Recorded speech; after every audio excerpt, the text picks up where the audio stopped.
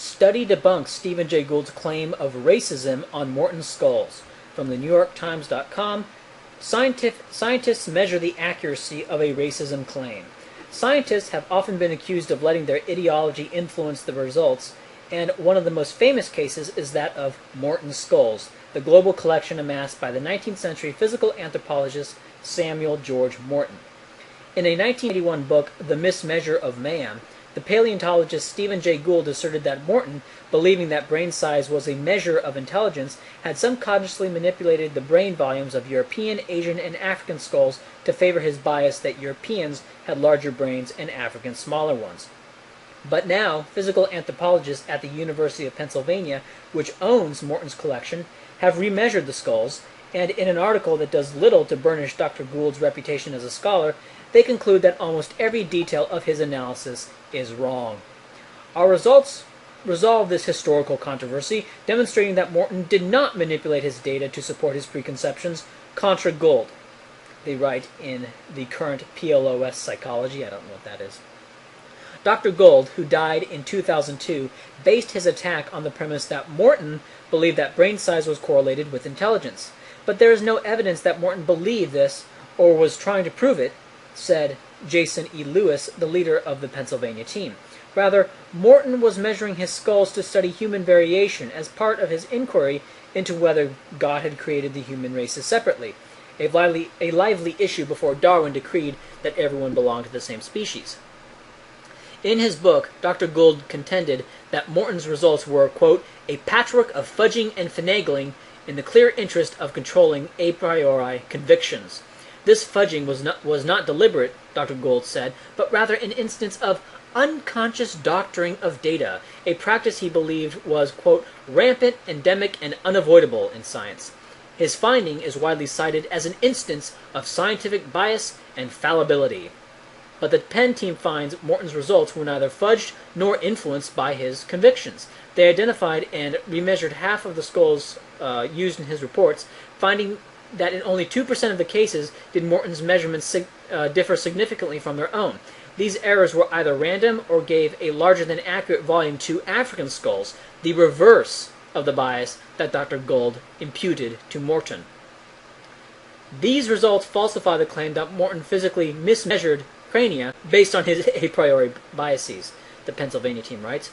Dr. Gould did not measure any of the skulls himself, but merely did a paper reanalysis of Morton's results. He accused Morton of various subterfuges, like leaving out subgroups to manipulate a group's overall score. When these errors were corrected, Dr. Gould said, quote, there are no differences to speak of among Morton's races, close quote. But Dr. Gould himself omitted subgroups in his own reanalysis and made various errors in his calculations. When these are corrected, the differences between the racial categories recognized by Morton are as he assigned them. Quote, ironically, Gould's own analysis of Morton is likely the stronger example of a bias influencing results, the Pennsylvania team writes. You think?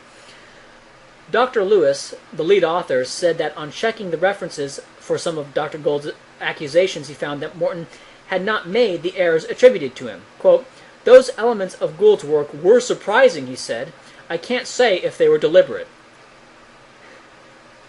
Dr. Lewis, who is now at Stanford University, began the project while at Penn. An earlier study by John S. Michael, then an graduate at Macalester College in St. Paul, concluded that Morton's results were, quote, reasonably accurate, close quote, with no clear sign of manipulation.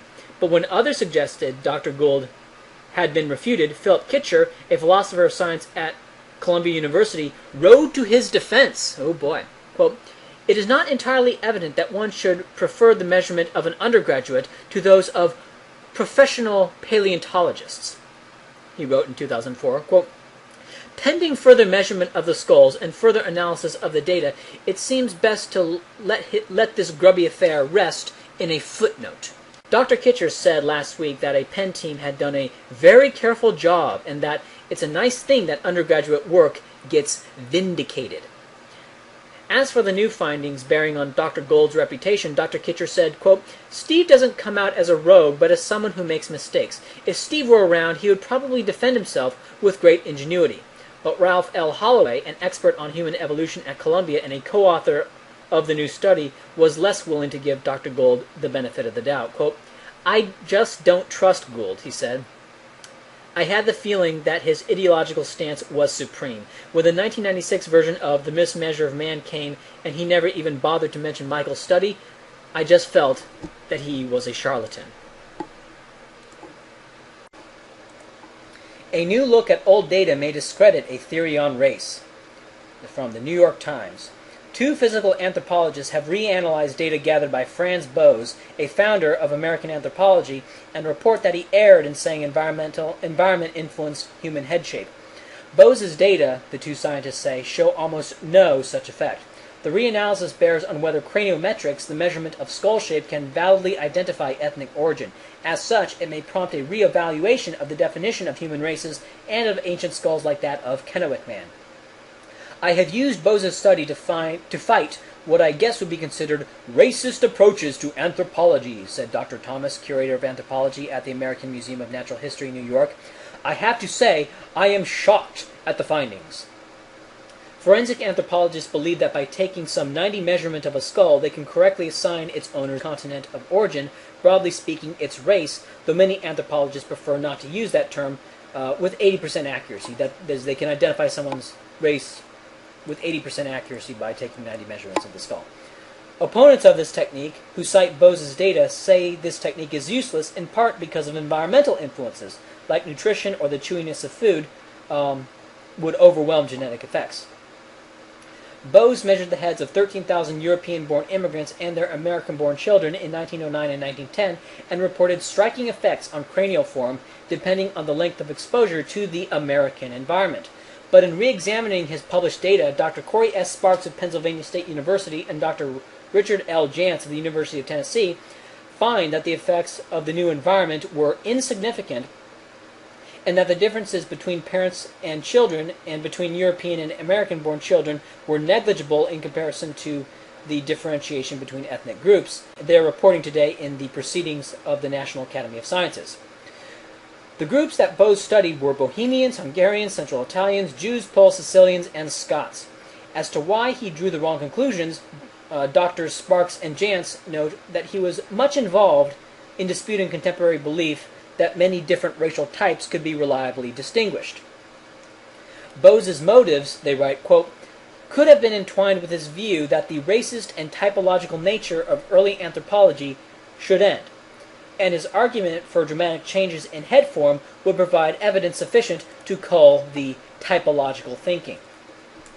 Dr. Jantz said that Boas was, quote, "intent on showing that the scientific racism of the day had no basis, but he did have to shade his data some to make it work that way," close quote. "Corey and I," Dr. Jantz said, "certainly aren't arguing that scientific racism is something you should go back to, but that doesn't mean cranial morphology is meaningless either," like that boogeyman term, scientific racism. Woo. Continue.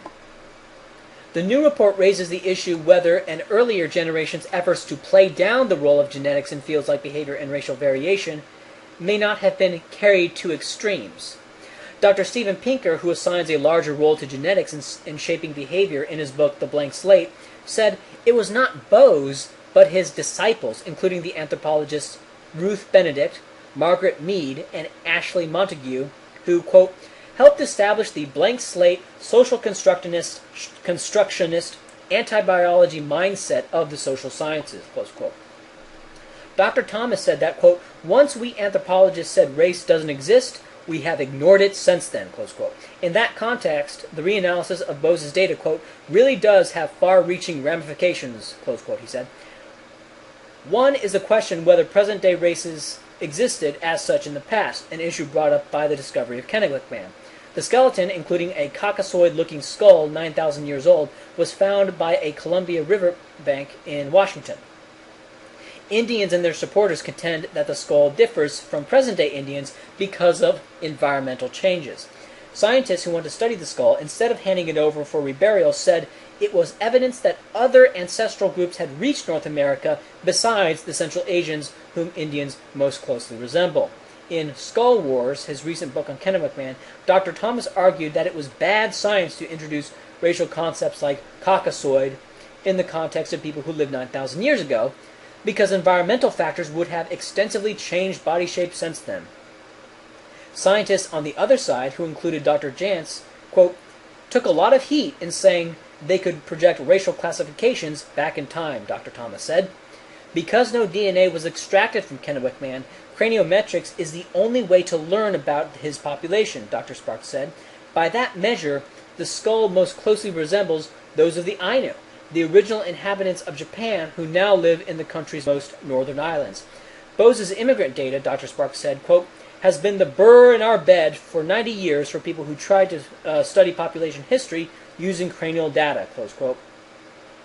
I would love to see this wrong, Dr. Thomas said, but I don't see any holes in the study.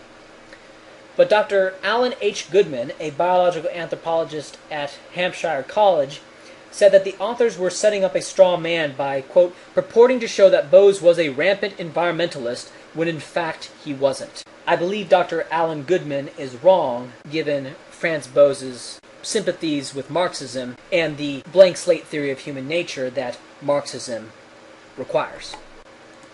This is an excerpt from the article Egalitarian Fiction and the Collective Fraud from the March-April 1994 edition of the journal Society. Quote, in one-party science, the disfavored line of work is subject to intense scrutiny and nearly impossible standards, while the favored line of work is held to lax standards in which flaws are overlooked, called oversight bias in the psychological literature.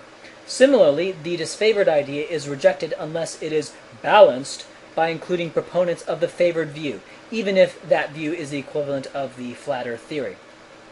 Where the favored line of work is readily accepted for publication and presentation, even when it totally ignores the opposing literature. Getting a controversial paper accepted under such circumstances often becomes a test of endurance between the editor and reviewers in coming up with criticisms and the author in rebutting them.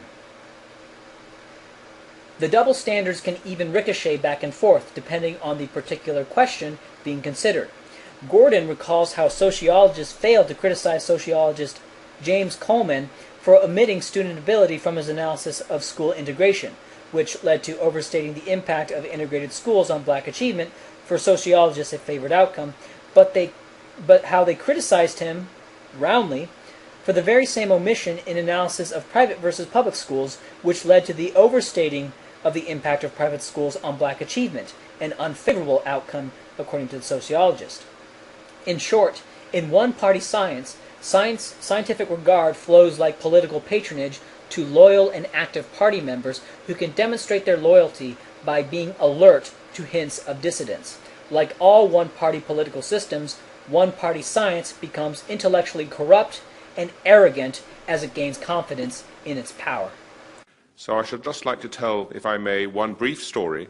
In the 19th century in England, there was a real debate over the age of the Earth. One group of geologists had studied the rate of sedimentation of the rocks and had concluded that the Earth had to be hundreds of millions of years old. Another group of geologists measured the temperature of the volcanoes and the rate of cooling of the globe and concluded that the Earth could not be more than 5 million years old because it would have cooled otherwise. So here are two groups of first-class scientists, both of whom are apparently right. So how did these two groups of scientists deal with a dilemma? Did they say to themselves, Professor Popper says that if you're falsified, you are wrong and you must change your course? Or did they say, we're sticking to our story and we're ignoring falsification? The dilemma of science is that all great scientists ignore falsification. It is almost a definition of greatness that you ignore what others say, you stick to your suspicions and beliefs,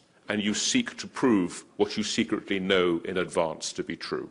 That is actually the nature of science, and it has to be the nature of science because there are too many observations out there. You have to select your observations, you have to select your theory, and then you spend your life trying to prove it, which is why they say that science advances funeral by funeral, because no one ever changes their mind.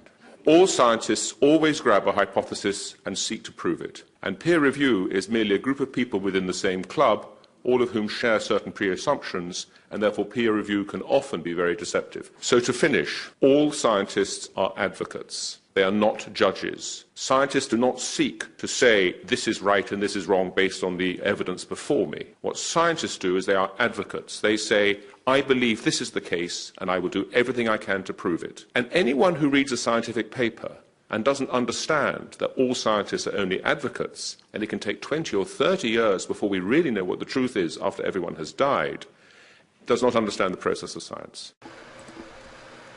It is regrettable that philosophers are not more conscious before they resort to the heavy artillery of political accusations. If it seems that a respected scholar has been blind about something very simple and elementary, minimal fairness requires that you think twice and read twice in order to make sure that perhaps it was not you who misunderstood the person in question. Now that the skeptical heretic can't interrupt and derail me, I can actually present a complete case for racial hereditarianism. First, I will go over polls and mainstream scientific belief on race and on intelligence and IQ tests. The point being to show that the egalitarians' vaunted consensus is nothing more than a phantasm. Second, I will talk about the importance of the issue of hereditarianism and egalitarianism, why this issue matters, and why making policy decisions based on egalitarian assumptions would be disastrous should those assumptions turn out to be false. Third, I will go over some very basic concepts needed to understand how groups and aggregates work, and how inferences of genetic causation work, the validity of IQ, and we'll go over the widely recognized formal fallacies that form the backbone of egalitarian argumentation. Fourth, I will make the hereditarian case and respond to the strongest egalitarian arguments I know of, and it is in my interest to really pick the strongest arguments since the viewers of this kind of video will inevitably come into contact with them if they haven't already. So let's start off with the consensus on intelligence. Following the publication of the bell curve, psychology professor Linda Gottfredson drafted a public statement called Mainstream Science on Intelligence, which was signed by 51 other university professors specializing in psychometrics and related fields. It was published in the Wall Street Journal on December 13, 1994. Let's read it. Quote, since the publication of the bell curve, many commentators have offered opinions about human intelligence that misstate current scientific evidence. Some conclusions dismissed in the media as discredited are actually firmly supported.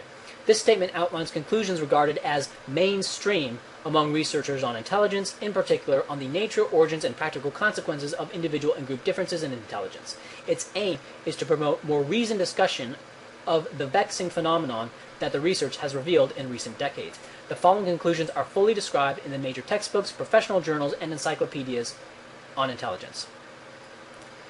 The meaning and measurement of intelligence. 1. Intelligence is a very general mental capability that, among other things, involves the ability to reason, plan, solve problems, think abstractly, comprehend complex ideas, learn quickly, and learn from experience. It is not merely book learning, a narrow academic skill, or test-taking smarts. Rather, it reflects a broader and deeper capability for comprehending our surroundings, for catching on, making sense of things, or figuring out what to do. 2.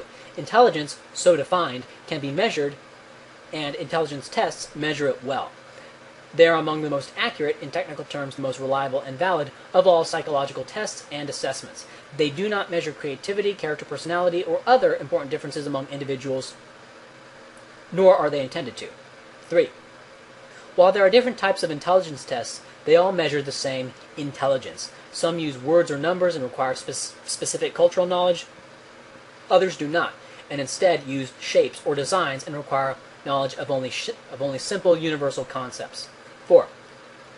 The spread of people along the IQ continuum from low to high can be represented well by the bell curve, or in statistical jargon, the normal distribution. Most people cluster around the average IQ of 100. Few are either very bright or very dull. About 3% of Americans score above 130, with about the same percentage below 70. 5. Intelligence tests are not culturally biased against American blacks or other native-born English-speaking peoples in the U.S. Rather, IQ scores predict equally accurately for all such Americans, regardless of race and social class. Individuals who do not understand English well can be given either a nonverbal test or one in their native language. 6. The brain processes underlying intelligence are still little understood. Current research looks, for example, at the speed of neural transmission, glucose uptake, and electrical activity in the brain. Group differences. 7. Members of all racial ethnic groups can be found at every IQ level. The bell curves of different groups overlap considerably, but groups often differ in where their members tend to cluster along the IQ line. The bell curves for some groups, Jews and East Asians, are centered somewhat higher than for whites in general. Other groups, blacks and Hispanics, are centered somewhat lower than non-Hispanic whites. 8. The bell curve for whites is centered roughly around IQ 100, the bell curve for American blacks roughly around 85, and those for different subgroups of Hispanics roughly midway between those for whites and blacks.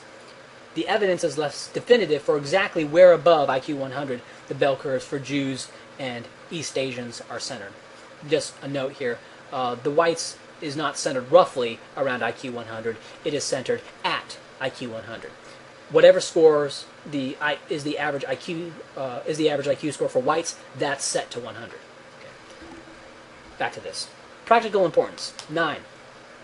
IQ is strongly related, probably more so than any other single measurable human trait, to many important educational, occupational, economic, and social outcomes. Its relation to the welfare and performance of individuals is very strong in some areas of life, education, military training, moderate but robust in others, social competence, and modest but consistent in others, law-abidingness. Whatever IQ tests measure, it is of great practical and social importance. 10. A high IQ is an advantage in life because virtually all activities require some reasoning and decision-making. Conversely, a low IQ is often a disadvantage, especially in disorganized environments.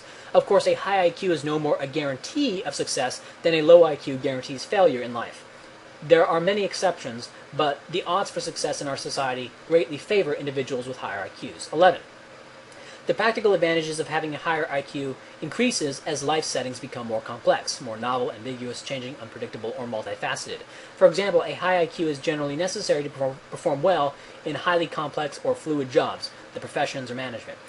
It is a considerable advantage in moderately complex jobs like crafts, clerical, and police work, but it provides less advantage in settings that require only routine decision-making or simple problem-solving, unskilled work. 12. Differences in intelligence certainly are not the only factor affecting performance in education, training, and highly complex jobs. No one claims they are, but intelligence is often the most important. When individuals have already been selected for high or low intelligence, and so do not differ as much in IQ as in graduate school or special education, other influences on performance loom larger in comparison than the IQ score. 13.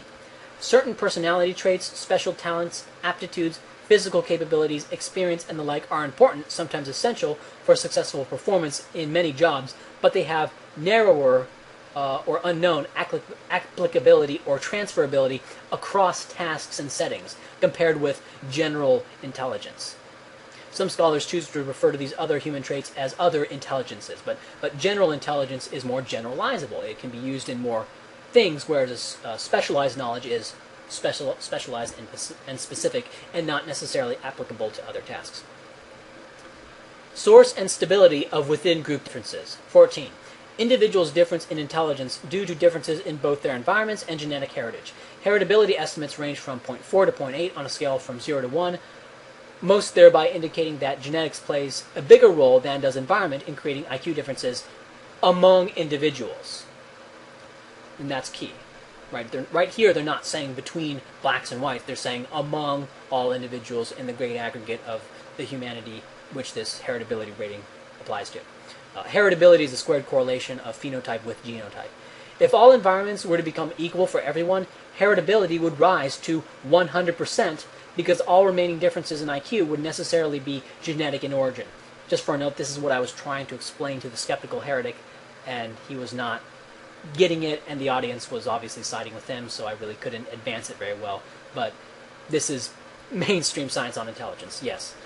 So the higher heritability in sub-Saharan Africa is not relevant to the 0.4 to 0.8 heritability within the U.S. That is mainstream opinion on the heritability of IQ. 15. Members of the same family also tend to differ substantially in intelligence, by an average of about 12 IQ points, for both genetic and environmental reasons. They differ genetically because biological brothers and sisters share exactly half their genes with each parent and, on the average, only half with each other. They also differ in IQ because they experience different environments within the same family. 16. That IQ may be highly heritable does not mean that it is not affected by the environment. individuals are not born with fixed, unchangeable levels of intelligence. No one claims they are. IQs do gradually stabilize during childhood, however, and generally change little thereafter. 17. Although the environment is important in creating IQ differences, we do not know yet how to manipulate it to raise low IQs permanently. Whether recent attempts show promise is still a matter of considerable scientific debate. This is from 1994, of course, and there were attempts to raise IQ through intensive environmental interventions later on, which I will get to in the rest of this presentation. 18. Genetically caused differences are not necessarily irredeemable. Consider diabetes, poor vision, and phenylketonuria, nor are environmentally caused ones necessarily not necessarily irremediable. Same, irredeemable. Okay. Alike, consider injuries, poison, severe neglect, and some diseases. Both may be preventable to some extent. Source and stability of between-group differences. 19. There is no persuasive evidence that the IQ bell curves for different racial and ethnic groups are converging. Surveys in some years show that gaps in academic achievement have narrowed a bit for some races, ages, school subjects, and skill levels, but this picture seems too mixed to reflect a general shift in IQ levels themselves. I will get to the Flynn Dickens contention that the black-white IQ gap has narrowed in recent years, which was done after 1994. 20. Racial ethnic differences in IQ bell curves are essentially the same when youngsters leave high school as when they enter first grade. However, because bright youngsters learn faster than slow youngsters, these same IQ differences lead to growing disparities in amount learned as youngsters progress from grades 1 to 12. As large national surveys continue to show, black 17-year-olds perform, on the average, more like white 13-year-olds in reading, math, and science, with Hispanics in between. 21. The reasons that blacks differ among themselves in intelligence appear to be basically the same as those for why whites, or Asians, or Hispanics differ among themselves. Both environment and genetic heredity are involved. 22. There is no definitive answer to why IQ bell curves differ across racial ethnic groups. The reasons for these IQ differences between groups may be markedly different from the reasons for why individuals differ among themselves within any particular groups, whites or blacks or Asians or whatever. In fact, it is wrong to assume, as many do, that the reason why some individuals in a population have high IQs but others have low IQs must be the same reason why populations contain more such high or low IQ individuals than others.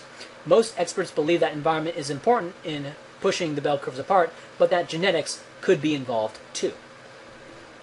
23.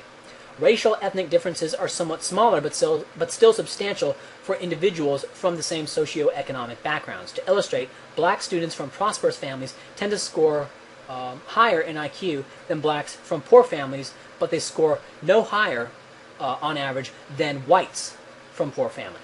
24. Almost all Americans who identify themselves as black have white ancestors. The white admixture is about 20% on average, and many self-designated whites, Hispanics, and others likewise have mixed ancestry. Because research on intelligence relies on self-classification into distinct racial categories, as does most other social science research, its findings likewise relate to some unclear mixture of social and biological distinctions among groups. No one claims otherwise. Implications for social policy. 25. The research findings neither dictate nor preclude any particular social policy because they can never determine our goals. They can, however, help us determine the likely success and side effects of pursuing those goals via different means. Close quote. So as you can see, the mainstream scientific position is very close to the position of hereditarians. It's not exactly our position, right, with all this talk of between group heritability being less than 1, or a high environmental influence in between race IQ gaps, but it's pretty close. Compare this to Evogen's position that IQ is not heritable at all, period. Not that environment can play a big role, not that there's big gains that can be made through equalizing environment, but that IQ is not heritable at all, full stop. This view is very radical. That doesn't necessarily make it wrong. Perhaps Evogen has a key insight that these researchers don't have, but I think that the YouTube atheists are getting the impression that their views are mainstream, when they're really quite radical. The hereditarian position on race and the hereditarian position on IQ is definitely closer to the mainstream scientific consensus than is the radical egalitarianism of people like Evogen and the skeptical heretic. The mainstream consensus is close to the racial hereditarian position, but it's not quite the racial hereditarian position, of course. On point number 22, where it says, there is no definitive answer to why the IQ bell curves differ across racial ethnic groups, this is something that I will be challenging in this video.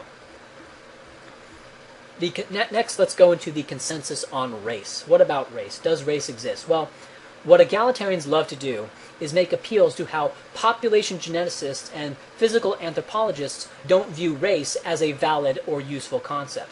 And that's fine. But at least Polish and Chinese physical anthropologists do view race as a valid concept. According to Katarzyna Kazika and Goran Strakilj, I have no idea how to pronounce these Polish names, of the 125 respondents in their poll of European cultural anthropologists, 50% agreed that human races exist. Interesting. Of the results, they said, quote, 3 of these factors, country of academic education, discipline, and age, were found to be significant in differentiating these replies. Respondents educated in Western Europe, physical anthropologists, and middle-aged persons tend to reject race more frequently than respondents educated in Eastern Europe, people in other branches of science, and those from both the younger and older generations. Okay, and that's interesting. People from both the younger and older generations view race as valid, and this actually conforms to my suspicion that what happened was that there was something of an egalitarian political movement that started in the 1960s, but really came into being in the 1970s, and so that generation, which is middle-aged now, has the most ridiculous views on race.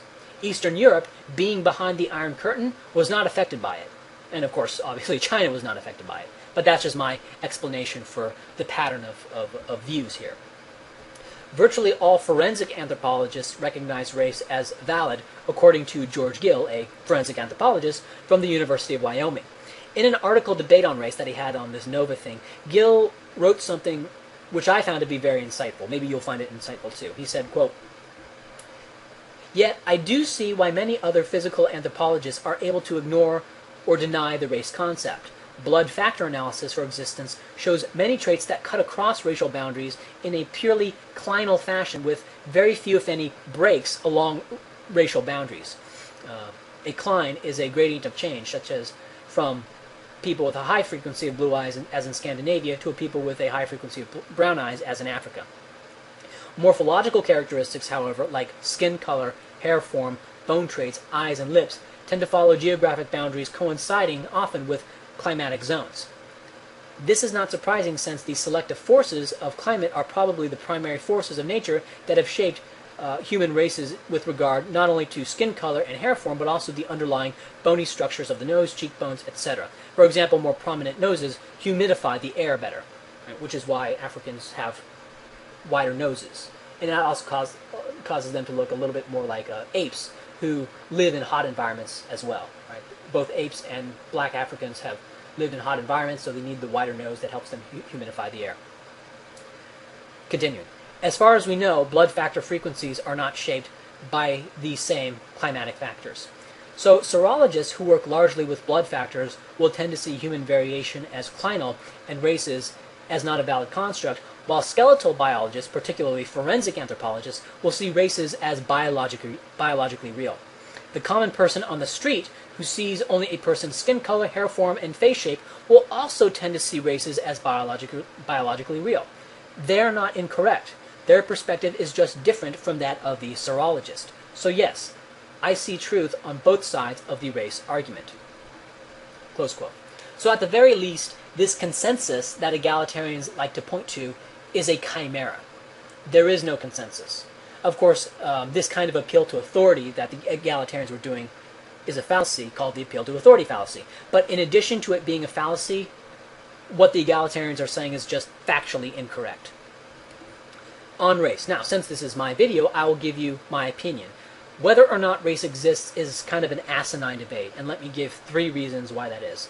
1, self-reported race and ethnicity corresponds with genetic cluster almost perfectly.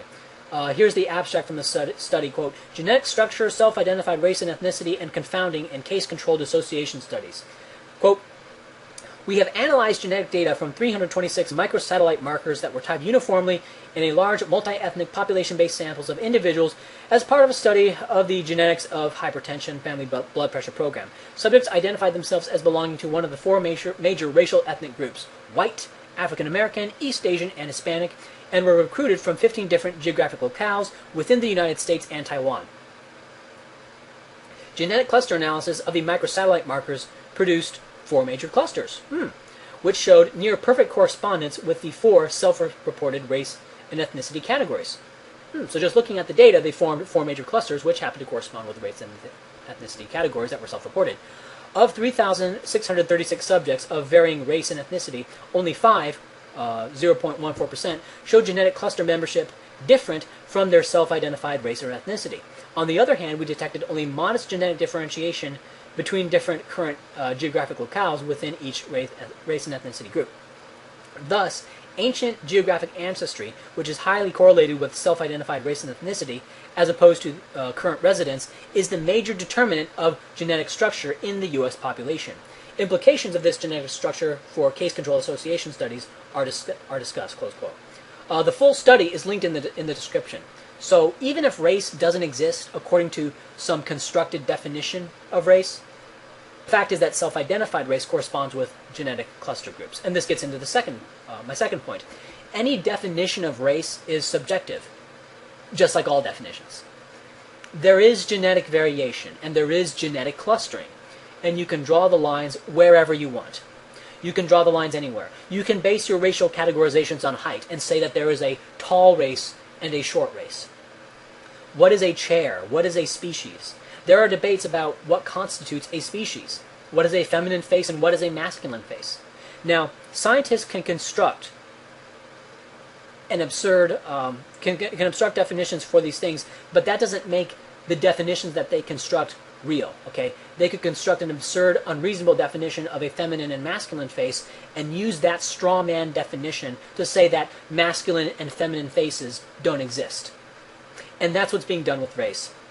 Race, like the idea of a masculine and feminine face, is a pre-scientific concept. That is, people came up with the concept of race and ascribed to different behavior patterns innate causation between the races before any understanding of genetics. So when scientists then come up and say, I define race as being X number of allele frequency differences. Oh look, the populations labeled black people and white people only differ by Y number of allele frequency differences, therefore they're not separate races. Right? So you see what they're doing?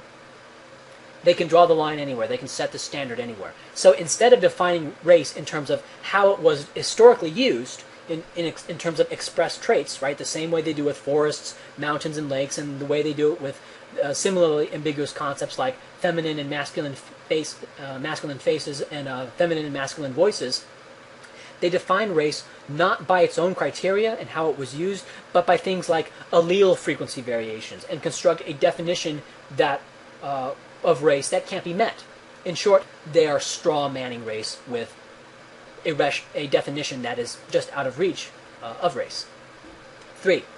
Even if you can show me that race doesn't exist by some correct standard or some, whatever that would even, I don't know what that would even mean, but even if you could do that, it doesn't matter. And let me illustrate why that doesn't matter with a thought experiment. Imagine a group of white people with dimples and a group of white people without dimples. The dimpled whites have an average IQ of 85, and the non-dimpled whites have an average IQ of 100. This IQ difference between the dimpled and non-dimpled whites is entirely a result of genetics, let's say. Right, just for the thought experiment, we're going to say it's entirely a result of genetics. Now, there are some dimpled whites with IQs above 100, and there are some non-dimpled whites with IQs below 85.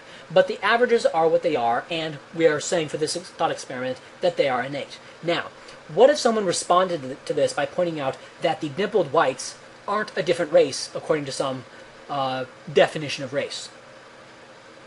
Right. The dimpled whites are not a separate race, therefore you can't say this. Well, your response should be two things. First, that that saying that they're not a different race is a matter of opinion, nothing more. And second, that's irrelevant because this defined population, be it another race or not, differs in a trait at an innate level. And this trait difference may only be the result of an allele frequency variation in 10 genes, or 1 gene. It doesn't matter. Now, I think you can see where I'm going with this. Black people have an average IQ of 85, white people an average IQ of 100. Black people are like the dimpled whites, except their superficial racial markers are much more than a dimple. Of course, I still have to present evidence that the racial disparities are a result of genetic differences. This thought experiment was simply to map out the principles here. Let's go over some political movements and social policy inspired by egalitarian thought. First, affirmative action. From the National Policy Institute's paper, The Cost of Diversity, quote, Peter Brimelow, writing several years ago in Forbes, calculated cumulative affirmative action costs to the U.S. economy at $225 billion, or 4% of GDP in 1991. In other words, had the funds been spent to enforce and comply with affirmative action programs since their inception been put to other, more productive use, research and development, or plant modernization, for example, then GDP would have been 4% higher in 1991. If Brimelow's 4% figure is accurate, and to my knowledge no one has ever challenged it, then the cost of affirmative action programs would currently be about $540 billion. But nearly 15 years have passed since Brimelow made his calculation. Even if the same affirmative action programs are in place, their impact would be larger today because they have been in existence longer. The economic cost of affirmative action compounds annually as the growth of the economy increasingly diverges from its potential. Bottom line, the misallocation that cost 4% of GDP in 1991 could easily cost 8% of GDP today, 2007. That implies a $1.1 trillion economic loss from affirmative action programs, a whopping $3,667 taken from every man, woman, and child in the country. So, for whites and Asians, this totals minus $144 trillion per year. For a comparison, the GDP of sub-Saharan Africa is roughly $1.475 trillion. This is all of Africa except Egypt, Libya, Tunisia, Algeria, and Morocco. Now, blacks and Hispanics do gain from affirmative action in the most direct sense.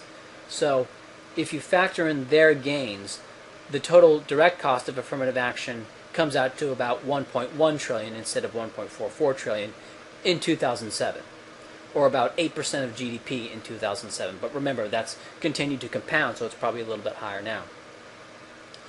Whether or not you support affirmative action, you cannot deny that it was inspired by egalitarian views on race. So what have these programs done? Well, black income as a percentage of white income has remained virtually unchanged since 1959. None of the predictions of civil rights came true. The academic gaps remain virtually the same. The Milwaukee voucher study showed that students who apply for vouchers and get them do no better than students who apply for vouchers and don't get them. And I think this is something that most people have suspected for a long time, that school quality, quote-unquote, is largely a myth. At the schools you go to, there are kids who learn nothing and get terrible grades. And it has nothing to do with the school they're at, because they're going to the same school you are. Yet, we are to assume that black schools have poor averages because of something inherent in the school itself, despite the voucher studies saying otherwise. This narrative is based on an egalitarian view of race. It can't be the race, it must be the school. It must be the environment. Say what you wish about forced segregation being a moral crime, which I would agree with, and that is how civil rights should really be looked at, as a moral issue of people being prevented from doing things, being stripped of their dignity. That is the issue. But the idea that it was the cause of these gaps is unsupported. The blacks in the southern U.S., for the most part, chose to stay in the southern U.S. during the Jim Crow period and during segregation.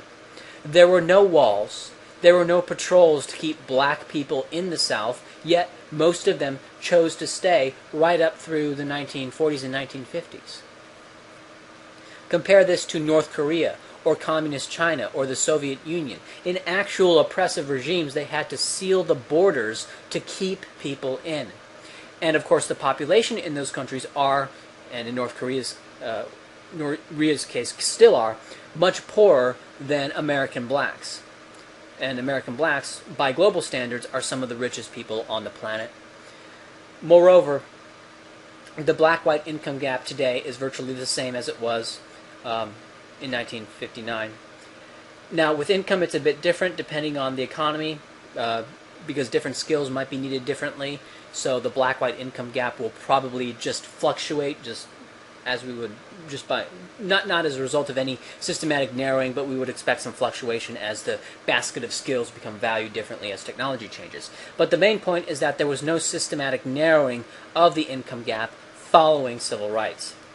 And this can be interpreted as the oppression remaining despite the end of legal segregation, or it can be interpreted as very little oppression ever having existed in economic terms in the first place, as evidenced by the profound lack of emigration from the South. Also keep in mind that even in the Jim Crow South, blacks were still net recipients of social services. But we have a hard time accepting that, don't we?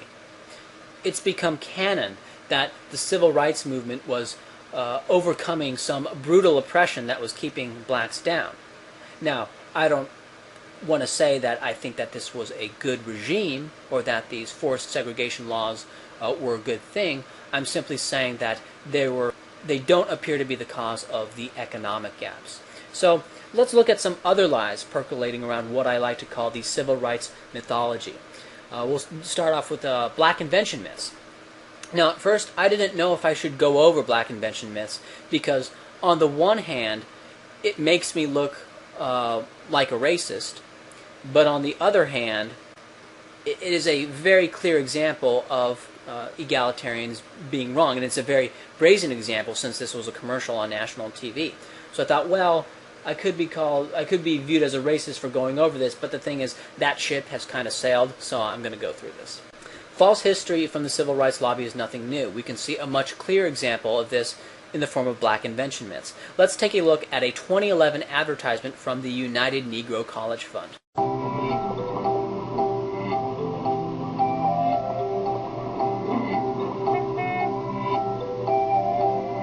These things we count on every day started as ideas. Ideas from the minds of African Americans.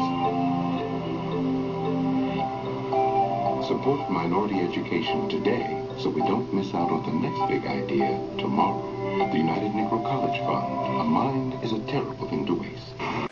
Okay, first, the mailbox.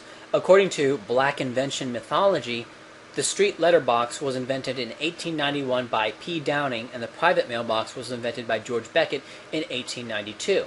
According to the U.S. Postal Service, street mailboxes appeared in large U.S. cities in 1858. They started popping up in Belgian towns in 1848 and in London in 1855. Private mailboxes were patented in 1860 by John North, a white guy, of Middleton, Connecticut. Next, the traffic signal. Invented by Garrett A. Morgan in 1932. Nope. Garrett Morgan had a cross-shaped crank-operated traffic signal and was not among the first 50 patented traffic signals, nor was it automatic, as is sometimes claimed, nor did it play any part in the evolution of the modern traffic light. Third, the elevator. Invented by Alexander Mills in 1887. Nope. Steam-powered hoisting devices were used in England by 1800. Elisha Graves Otis's 1853 safety elevator prevented the car from falling if the cable broke, and thus paved the way for the first commercial passenger elevator installed in New York City's Hugh Wout department store in 1857. The first electric elevator appeared in Mannheim, Germany in 1880, built by the German firm Siemens & Halske. And a self-closing shaft door was invented by J.W. Meeker in 1874. Next, blood plasma separation. Did Charles Drew discover that blood plasma could be separated and stored from the rest of the body, as heavy traffic ahead likes to say? No.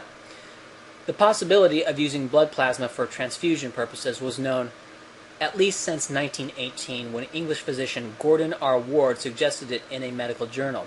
In the mid-1930s, John Elliott advanced the idea, emphasizing plasma's advantages in shelf life and donor recipients' compatibility. And in 1939, he and two colleagues reported having stored plasma in 191 transfusions.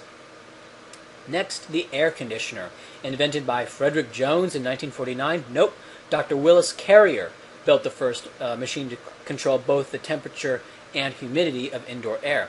He received the first of many patents in 1906. In 1911, he published the formulae that became the scientific basis for air conditioning design.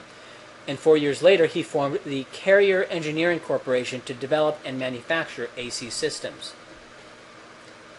Next, the lawnmower, invented by John Burr in 1899. Nope. English engineer Edwin Budding invented the first real-type lawnmower with blades arranged in a cylindrical pattern, and had it patented in England in 1830. In 1868, the United States issued patent number 73807 to Amariah M. Hills of Connecticut, who went on to establish the Archimedean Lawnmower Company in 1871. By 1888, the U.S. Patent Office had granted 138 patents for lawnmowers.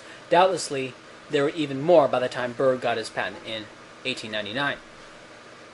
The point of this is not to dump on black people or say they can't invent anything, but to point to a rather brazen example of an egalitarian/black nationalist organization lying in such a transparent and verifiable way. Imagine if a white nationalist organization, or even a white nationalist YouTube vlogger, said something as transparently false as these black invention myths. We would never hear the end of it. The fact that black invention myths have been able to stand is just a very large example of this double standard. Next, let's go on to hate crime hoaxes. Yes. The most notable hate crime hoax that people know of is the Duke lacrosse case, where a stripper accused some lacrosse players of raping her, some white lacrosse players of raping her, and I think she accused them of like racial epithets and stuff. Anyway, they were found innocent, and this stripper went off to go murder someone later on. But what was significant about all of this was that a group of 88 professors at Duke signed a statement condemning the lacrosse players, assuming their guilt, and then refused to recant a single word of it when the lacrosse players were found to be innocent. No apology, no recanting, just stonewall. We can also look at the UC San Diego incident where a black student hung a noose in the library, and this event sparked outrage and even condemnation from the governor at the time, Arnold Schwarzenegger, and when the perpetrator revealed himself as a black person, it was all quietly swept under the rug. There's also an example of a black Port Authority worker lynching some black dolls and trying to make it look like she was being intimidated. Well, she was found out and she was fired. Linked in the description are a bunch of other hate crime hoaxes.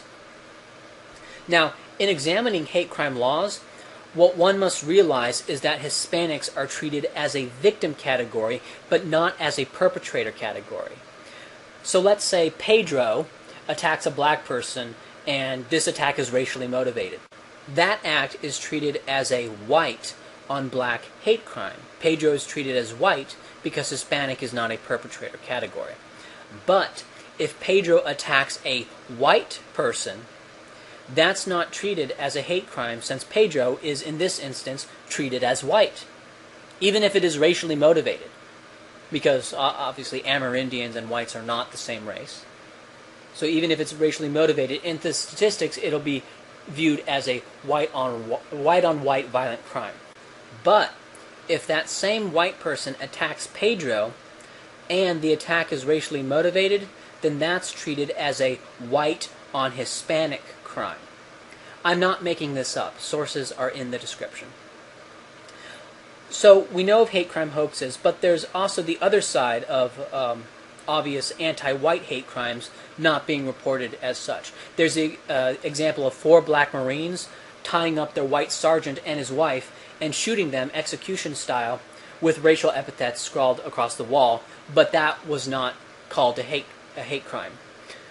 There's also the example of the Marshall family being attacked at a park while they were watching fireworks by 50, count them, 50 black teenagers. There was no incident that led to this attack, but as the black teenagers approached the Marshall family, they were saying, "This is our world," and "This is a black world," which arguably they may be right about. The attack was not called a hate crime, but we don't hear about this. What do we hear about? We hear about the Duke lacrosse player. So though we have heard a little bit about flash mobbing, and we have heard a little bit about the Iowa State Fair thing, so I guess the situation may be improving, but it's still, the media still doesn't, I think, quite do justice to how big the disparity is in terms of actual hate crimes. And hate crime hoaxes should be viewed within the context of the term racism being used quite liberally.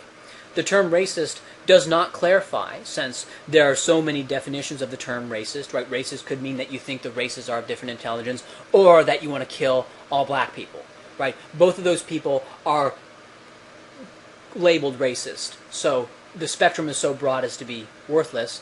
And so anyone using the term racist is doing so not to clarify or properly define someone's beliefs, but as a slur.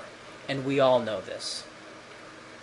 And the real motives of all this become crystal clear when the Southern Poverty Law Center calls the Taxed Enough Already Party, or the Tea Party, and the Constitution Party racist. The lynching myth. Let's talk about lynching. From Richard M. Perloff, professor of communications at Cleveland State University, quote, "Approximately 4,742 individuals were lynched between 1882 and 1968. Of the victims, 3,445, or 73% of them, were black." Now, if we recognize that lynching was a way violent crime was dealt with in rural southern areas, then we can compare it to modern incarceration rates. There were 16,227 perpetrators of murder and non-negligible homicide reported by law enforcement agencies to the FBI in 2008. Out of the 11,557 cases in which the race of the perpetrator is known, which are 71%, 5,941 were black. So blacks make up 51.4% of the known perpetrators. There were 2,487 arrests for rape in the U.S. in 2008. 801, or 32.2% of the perpetrators, were black. 65.2% were considered quote-unquote white, though this statistic is useless since Mexicans are lumped in with whites. There were 42,779 arrests for assault in the U.S. in 2008. 14,630, or 34.2% of the perpetrators, were black. Again, 63.3% were quote-unquote white, again worthless since Hispanics are lumped in with the stats. Blacks made up 21,372 of the 56,823 violent crimes, excluding robbery, in 2008, or 37.6% of the U.S. in total. In 2006, blacks made up 13.5% of the U.S. population. Presuming that in the states in which lynchings occurred, the racial demographics were identical to what we now have in the U.S. as a whole, we should expect about 35% to 40% of the lynchings to have involved black people. However, there are a few things to consider. One, there were more blacks as a percentage of the population in the states which had lynchings. If there were twice as many blacks as a percentage of the population in the South than in the country as a whole, then something close to 70% would be expected. And two, there were a few Hispanics between 1882 and 1968 in quote-unquote the South, which means that the whites really were what we would consider whites. And so the white violent crime rate wasn't inflated by conflating Hispanics with whites. So the most reasonable inference is that blacks were not systematically targeted by lynch mobs any more than the current legal system systematically targets blacks. That is, the lynch mobs discriminated based on race no more than the current legal system does. So that begs the question, perhaps the current legal system is viciously racist to precisely the same degree that the old lynch mobs were. Probably not, at least not in terms of violent crime. Because each year, the National Crime Victimization Survey surveys violent crime victims, and each year their reports on the race of the perpetrator match the police report virtually all the time. In fact, it appears as though the police are actually slightly biased in favor of blacks compared to the victims. I'd compare Hispanics too, but Hispanics are conflated with whites in FBI statistics. And as you can see, the police and victim reports are not terribly out of alignment. Moreover, to achieve this degree of correlation, the police and the victim reports would need to somehow correlate. They would have to somehow correspond with each other. They'd have to conspire with each other to make sure that they were giving the same answers.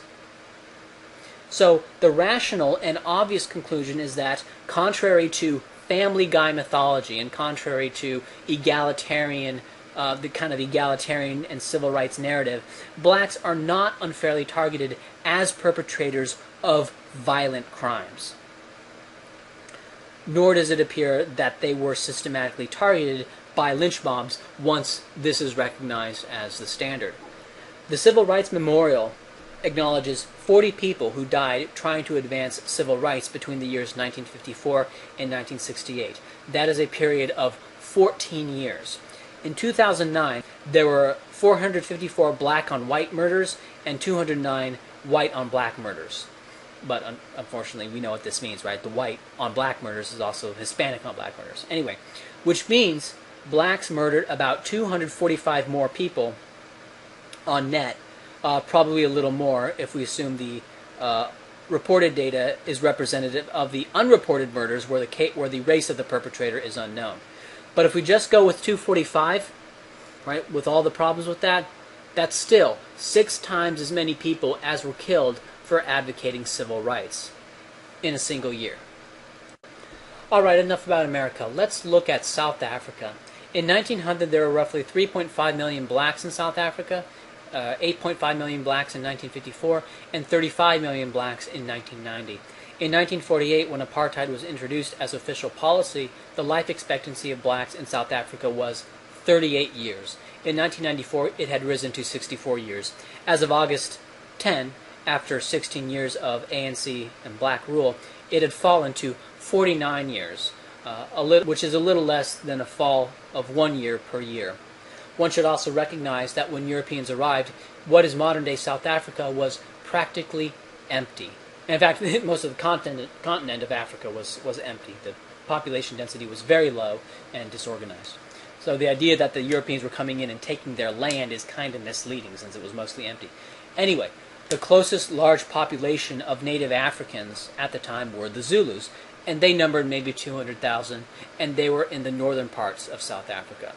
The overwhelming majority of black South Africans today, well over 90%, descend from people who migrated from further north. They are just as much natives to South Africa as the white Boers are. And these people had to cross very long distances without cars, crossing deserts and avoiding lions in order to have a better life in apartheid South Africa. So it's not like the whites showed up and took their land. The land was empty, and the blacks chose to be second-class citizens in a white-run country than equals in black-run areas.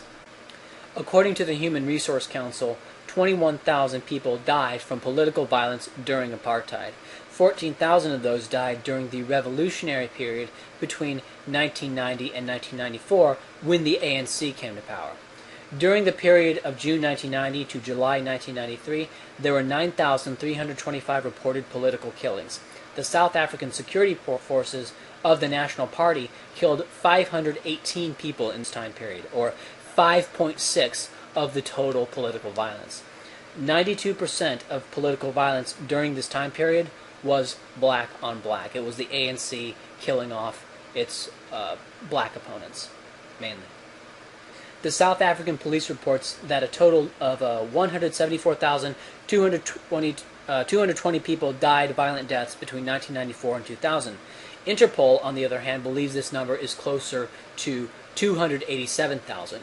This is because roughly 1/4 of the South African police force is under criminal investigation for corruption, so it's impossible to tell how bad the situation really is, and people who visit South Africa report a reality that is far worse than what the statistics would paint.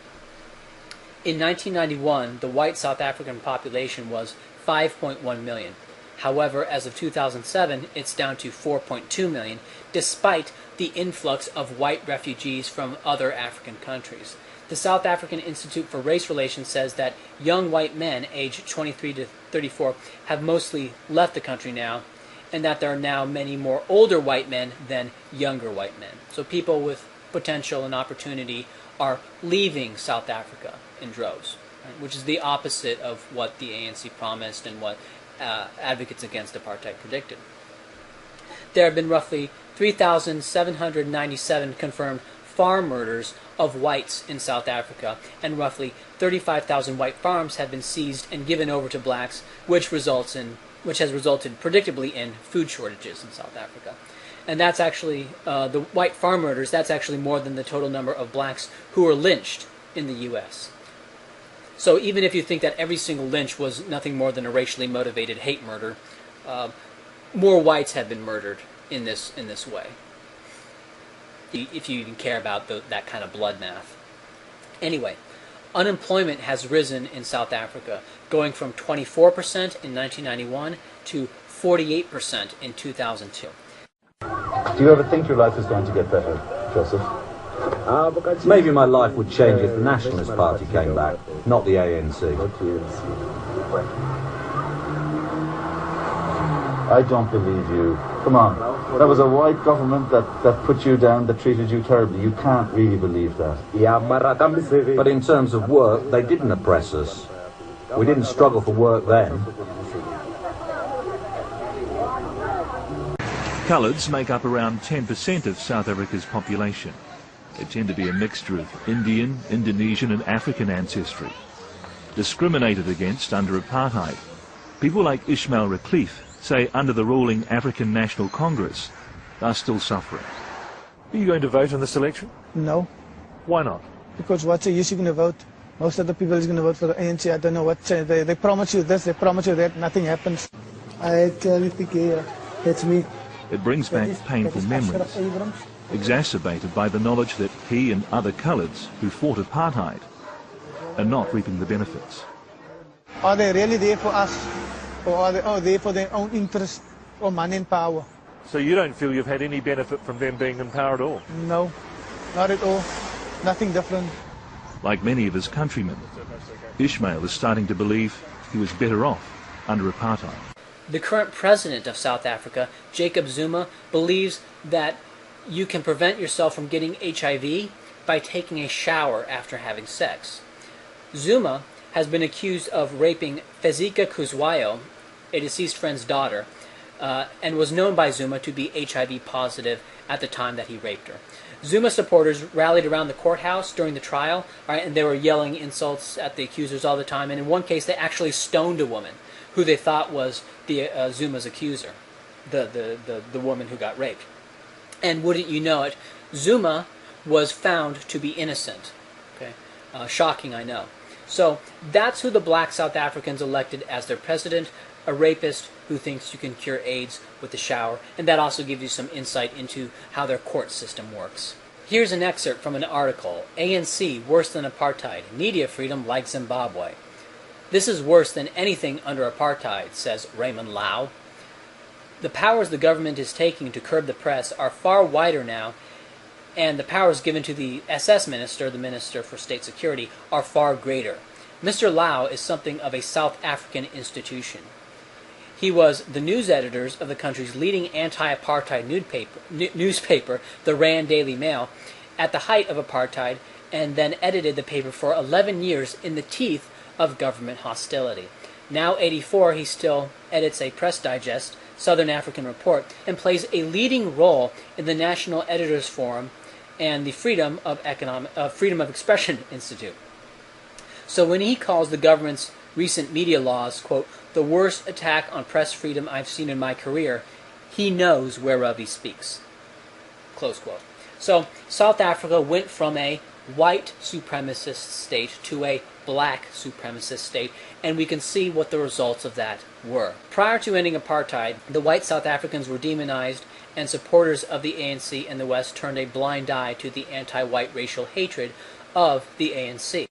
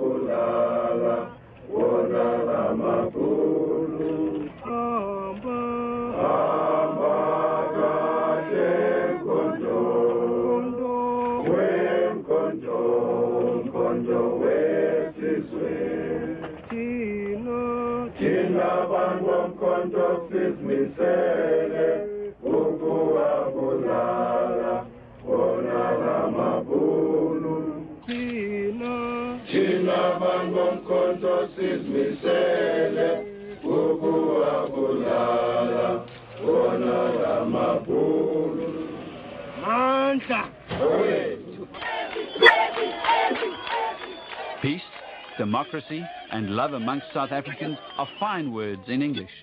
But the Xhosa words of the just sung song just don't tally.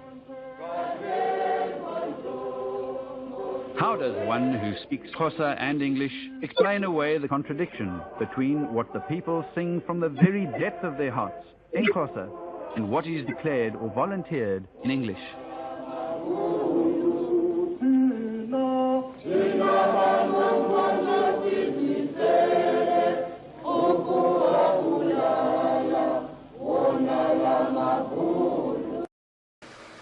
So in South Africa today, you have the majority group instituting legal barriers against a minority group. And I haven't even gotten into the affirmative action programs in South Africa. The affirmative action programs in South Africa are not like the U.S. Like in the U.S., they tend to be more focused. There are some race-based affirmative action programs, but the welfare, for example, tends to be focused on the poor and just disproportionately helps blacks. In South Africa, there is a Black Economic Empowerment Initiative, which is specifically designed to help poor blacks. Poor whites get nothing.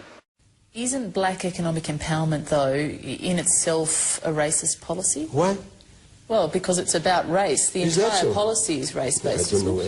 Why don't you look at our constitution? Well, the very phrase black economic empowerment implies that it's race-based. No. If affirmative action is not based on socioeconomic conditions, what do you think it's based on? White people who are poor are not covered under BEE, are they? What do you understand by socioeconomic conditions? Well, I'm talking about people living in poverty, yes. clearly. And where's the overwhelming majority of people? Look, I'm well aware that... No, I'm asking. No, I'm well aware you see, because that The ANC, as we can see, allows white South Africans to get targeted in farm murders, and the only thing that is currently protecting white South Africans, or was protecting white South Africans, was the commando system, and that has recently been disbanded by the ANC. And it's also illegal in South Africa for the media to report a murder until you get permission to do so by the police. Okay. The National Party never did anything like this. Immigrants. Okay. The increase in violent crime and welfare caseload that has coincided with bringing in African and Middle Eastern immigrants to Europe, these are all well known. Immigrants in France, for example, make 11% of the population, but non-European immigrants, just non-European immigrants, and their descendants receive 22% of all social benefits. And I would assume similar costs occurring in Britain. We know that rape charges have quadrupled in Sweden in the past 20 years since they started bringing in immigrants. And in Finland, rape was something virtually unheard of, especially gang rape. Not so anymore. It's also been well documented that atheism and social liberalism are correlated with higher IQ. Atheists and social liberals tend to have higher IQs. Also, economic libertarians have higher IQs. So the political group with the highest IQs are atheists, social liberals who advocate free markets. The political group with the lowest IQs are theists, social conservatives who advocate socialism. And this is what I mean when I say National Socialism. It's basically these guys. It's meathead politics. And according to the General Social Survey, one's IQ is a better predictor of how libertarian you will be than any other factor, including education level or income. Blacks, Hispanics, and Middle Easterners tend to have lower IQs, and they tend to advocate these low IQ things. Right? They tend to be theistic and socially conservative and advocate big government. In fact, the Quran says that the Islamic State is sanctioned by God himself. When these people come into Europe, they vote for these policies, which are in full force in the Middle East and Africa, and to a lesser extent in Latin America. A quick glance at the Heritage Foundation's map of economic freedom makes this crystal clear. When Africa was ruled by Europe, they were objectively better off. But democracy has allowed these low IQ peoples to enforce the policies that they want. It has allowed the people's will to manifest in these areas, and the results have been ruinous, predictably ruinous. So far, these groups, when brought into Europe or the United States, behave the way they did in their country of origin, as though it were something genetic. And they vote for economic policies similar to that of Africa, Latin America, and the Middle East. The preliminary results are in. I know none of you egalitarians would endorse the farm murders, but you cannot escape the fact that the ANC has egalitarianism at the root of its philosophy. I know they're not doing it how you want it to be done, but I don't care because egalitarian pipe dreams are not reality. It has never turned out the way egalitarians envision. While South Africa is the poster child of the effects of shifting from white to black rule, similar declines in life expectancy occurred all throughout Africa during decolonization. We also know that black violent crime rates as a multiple of white rates are similar in Canada, the UK, and Australia. Wherever these statistics are published, we see the same things, even in countries like Finland, which have no history with blacks and no history of this kind of racial hatred or any animosity or oppression. But the results are the same. We can see what happens to black-run cities in the U.S., like Detroit, St. Louis, and Baltimore, which used to be very fine cities, but no longer. We can also see what happens in Hispanic-run cities like East Los Angeles, El Paso, and Laredo. And what do you know? They're not as bad as Detroit, but they're not as good as suburban white America. Just as Latin and South America are obviously better than Africa, but not quite as good as Europe. And we have Chinatowns all across the US and Canada and Australia, and they're typically known to be nice places, kind of like the urban centers in China, Japan, and South Korea. We can explain these differences very simply by saying that these groups have different innate behavioral traits. Chinatowns are like Northeast Asia because they're full of Northeast Asians. Black-dominated cities are like Africa because they're full of Africans. And Hispanic-dominated cities are like Mexico because they're full of Mexicans. Simple, clean, makes sense of the world. There is no need for an egalitarian theory to explain this. Moreover, cultural theories are so complicated, and they take up entire university departments to construct cultural theories, plural, that explain what is so simply explained by the assumption of genetic differences. Nor should we assume egalitarianism to be some default position should genetics not be proven. All of these things, forced integration, decolonization, mass immigration, affirmative action, were all predicated on the assumption that the populations labeled races are essentially the same in the brain. And so far, all of these policies have failed. And whether or not egalitarian-inspired policies like this can ever work depend on the truth or falsehood of the egalitarian hypothesis. And let's do that. Let's recognize it for what it is, a hypothesis and not an established conclusion. Imagine if there were a group of scientists who said humans could overcome flightlessness by flapping their arms. I would be a bit incredulous, but they're free to try it. They're free to try to prove their hypothesis. All I ask is that they do is that before running us off a cliff and telling us to just fly, that they prove their hypothesis first. So now, a few questions I must pose to the egalitarians. 1. If a white nationalist state formed, and their leader publicly sang a song that said, "Kill the nigger," or "Lynch the nigger," would you spin some nuanced sociological explanation for that? Or would you know exactly what they meant by that? 2. A hypothetical. If, just humor me here, if the blacks in South Africa in general genuinely hated whites, and all of this stuff about being oppressed, while partially true though greatly exaggerated, were just a front for what is primitive race hatred, what would we see?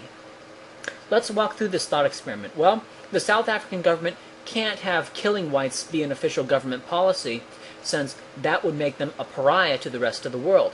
However, they can turn a blind eye to average citizens going around killing whites, for example, the farm murders, and they can dismantle the commando system, and they can reduce the number of police in white areas, and they can take their farms and institute overtly racist policies like black economic empowerment, and they can limit whites' access to firearms, all of which the ANC has done. So humor me. If they hated whites and wanted to kill them all, and if international pressure was all that was keeping them from doing so, what would we see? 3. What would the ANC have to do to convince you that they genuinely hate white people and want to see them all killed? What, besides actually going out and killing them all, would convince you that that's what they wanted to do? What more do they have to do, basically? 4. What people have benefited from allowing in a large portion of African immigrants into their state? Or, I can get more specific and ask, how does letting in black Africans to Finland help the native white Finns? 5. At which anti-racist rally can I get a "Good Night Black Pride" or "Good Night Latino Pride" t-shirt? 6. Where are Coughlin's defenses of Christianity? Or, where can I find an atheist subgroup of similar size to Coughlin's subgroup that defends Christianity from the outside in the same way Coughlin defends Islam from the outside? And 7. Where is the atheist community in the Islamic world? Where on YouTube can I find this community? Now let's go over some basic concepts about how aggregates work, about IQ, about race, and we'll clear out some of the dumber egalitarian arguments before moving on to make the racial hereditarian case. Think of this as clearing the foundation. First, the ecological correlation. Imagine two football teams, the red jerseys and the blue jerseys. The average 40-yard dash time for players of the red jerseys is 4.8 seconds. The average time for players of the blue jerseys is 5 seconds. Now, there is a great deal of overlap between the red jerseys and blue jerseys. There are some fast blue jerseys, and there are some slow red jerseys. There's even another component. Some slow blue jerseys could be better football players than some fast red jerseys, because there's more to football than just 40-yard dash speed. Or, another wrinkle is that some red jerseys could be slower than some blue jerseys, but those slow red jerseys could still be better than the faster blue jerseys because they're just better at football in other ways. Okay? Now, the red and blue jerseys go out and play. In the game, the red jerseys, they always just seem to be half a step ahead, just holistically. Holistically, when watching the game, and it takes a long time, so you have enough time to get this impression, you get an impression that the red jerseys just seem to be a little bit faster than the blue jerseys. Now, football is crazy and messy, and so while I'd give the red jerseys the edge if all I knew was the 40-yard dash times between the teams, this wouldn't be a very confident prediction because there are many other factors at play. But imagine if there were 100 red jersey teams with an average 40-yard dash time of 4.8 seconds and 100 blue jersey teams with an average 40-yard dash time of 5 seconds, and each red jersey team plays another blue jersey team. Over those 100 games, which group of teams is probably going to win more games? The red jersey teams. How about if they played 1,000 games? Well, if that happens, we become even more confident that the red jerseys will win more. How about 1,000,000 games? Even more confident. The higher the number gets, the more confident the prediction is that the red jerseys will win more games because the law of averages begins to take over. IQ is like a 40-yard dash time. It's not the only thing that matters. Work ethic, consistency, and time management may be more important to most individuals. But if you have 1,000,000 people with an average IQ of 85 and 1,000,000 people with an average IQ of 100, the population with an average IQ of 100 will almost certainly earn more, because the statistic that differentiates the populations is not work ethic, consistency, or time management, but IQ, whatever it is that IQ measures.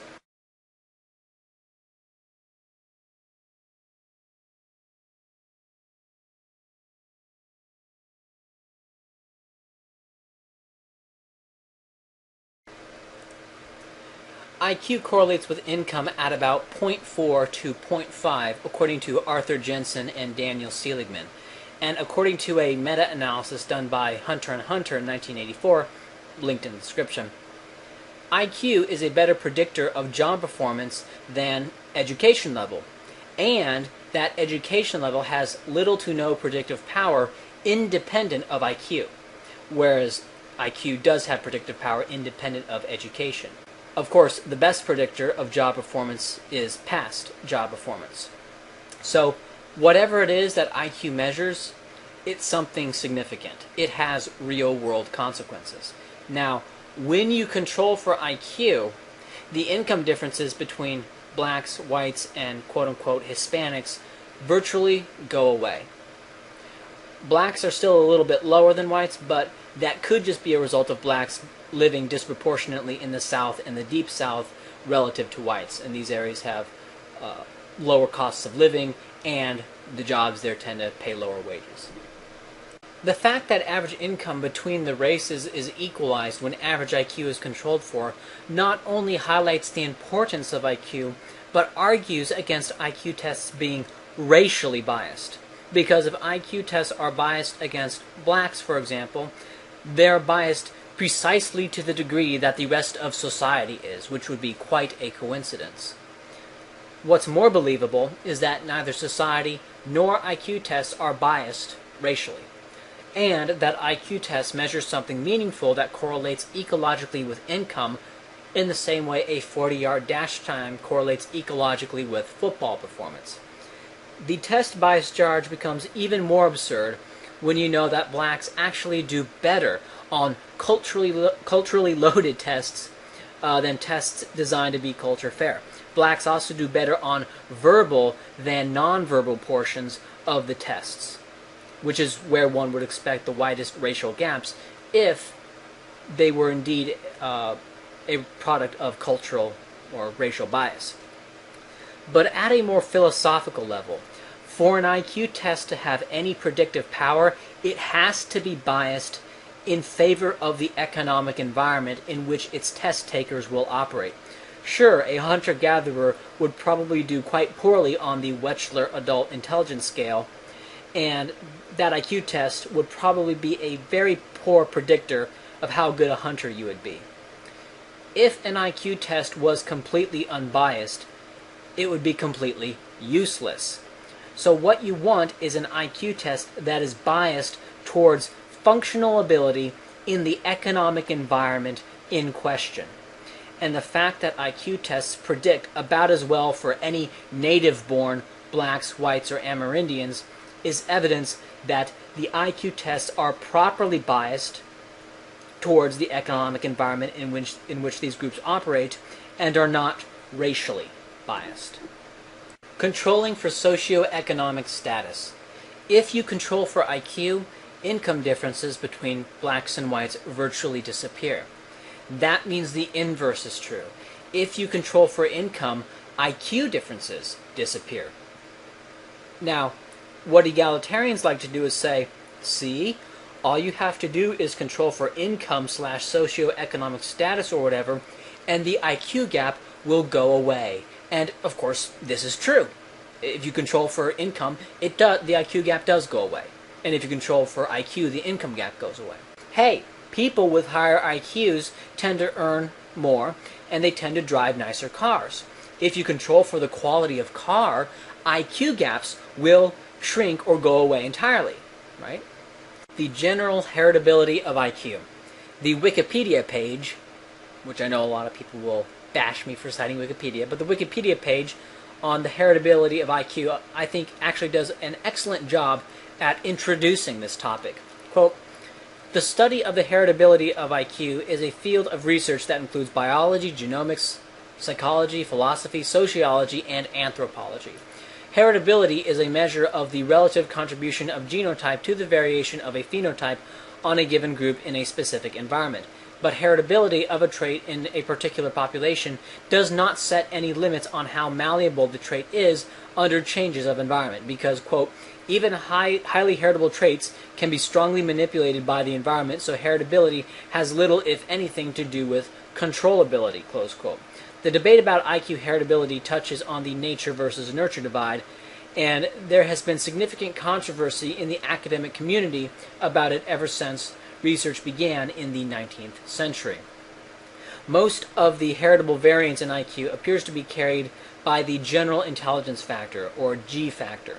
IQ is a polygenic trait under normal circumstances, according to some researchers. However, destructive mutation of individual genes associated with development can severely affect intelligence, as with phenylketonuria, as an example. Estimates in the academic research of the heritability of IQ within the U.S., they don't say, but that's what they're saying. Estimates in the academic research of the heritability of IQ have varied from below 0.5 to a high of 0.9. A general range of 0.4 to 0.8 was given by, quote-unquote, Mainstream Science on Intelligence, a 1994 declaration of 52 scientists in the field. A 1996 statement by the American Psychological Association gave a 0.45 heritability for children and about 0.75 heritability during and after adolescence. A 2004 meta-analysis of reports in Current Directions in Psychological Science gave an overall estimate of around 0.85 for 18-year-olds and older. The New York Times Magazine has listed about 3/4 as a figure held by the majority of studies. Wonderful, wonderful. Now, just to clarify, when they say a trait is 0.85 heritable, that means genetic similarity to the parent explains 85% of the variation within a population within a particular environment. Okay, and this is important, and let me illustrate why. Let's say you have 100 people and are able to construct perfectly identical environments for them. This, of course, is impossible, but let's just imagine this theoretical construct. In this environment, any variation in IQ in this perfectly identical environment could then be ascribed to genetic differences. It can't be the environmental differences that cause the IQ differences because the environment is exactly the same between all these people. And so in a perfectly controlled environment, heritability would be 1, or would be 100%. That is, genetic differences would explain 100% of the variation between individuals or groups if the environment was perfectly controlled.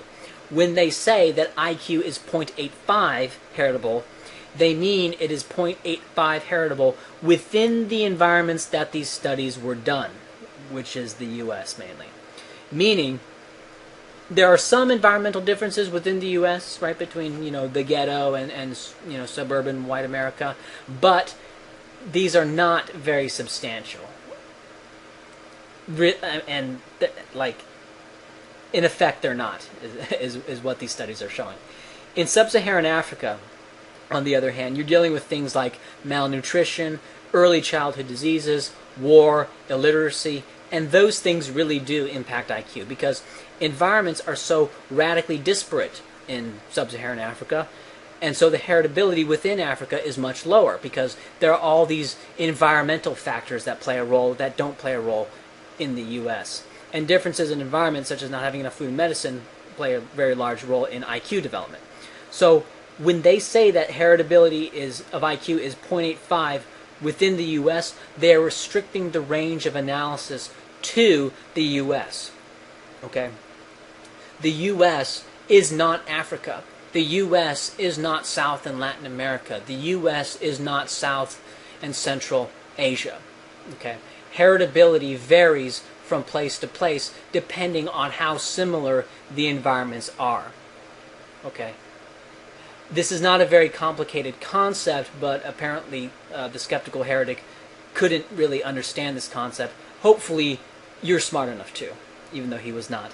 In the U.S., where everyone has enough food, everyone has access to books, everyone has access to schools, everyone has access to a certain amount of medicine, the differences in environment account for less of the variation in IQ. Here we have the IQ correlation for a same person taking an IQ test twice. So if you take an IQ test 2 times, your scores are probably going to be a little bit different, right? Because of test taking environment, how energized you were, if you were tired, or if you ate that day, or all sorts of things. So there is some statistical noise in there, and that statistical noise drops it from a correlation of 1 to a correlation of 0.87. Monozygotic twins, or identical twins, reared together, the correlation is 0.86. And monozygotic twins, or identical twins, reared apart, 0.76. Dizygotic, or non-identical twins, reared together, 0.55. We have biological siblings reared together, 0.47. Parents and children living together, 0.4. Parents and children living apart, 0.31. Biological siblings reared apart, 0.24. And adopted children living together, 0 correlation, and unrelated people living apart, of course, 0.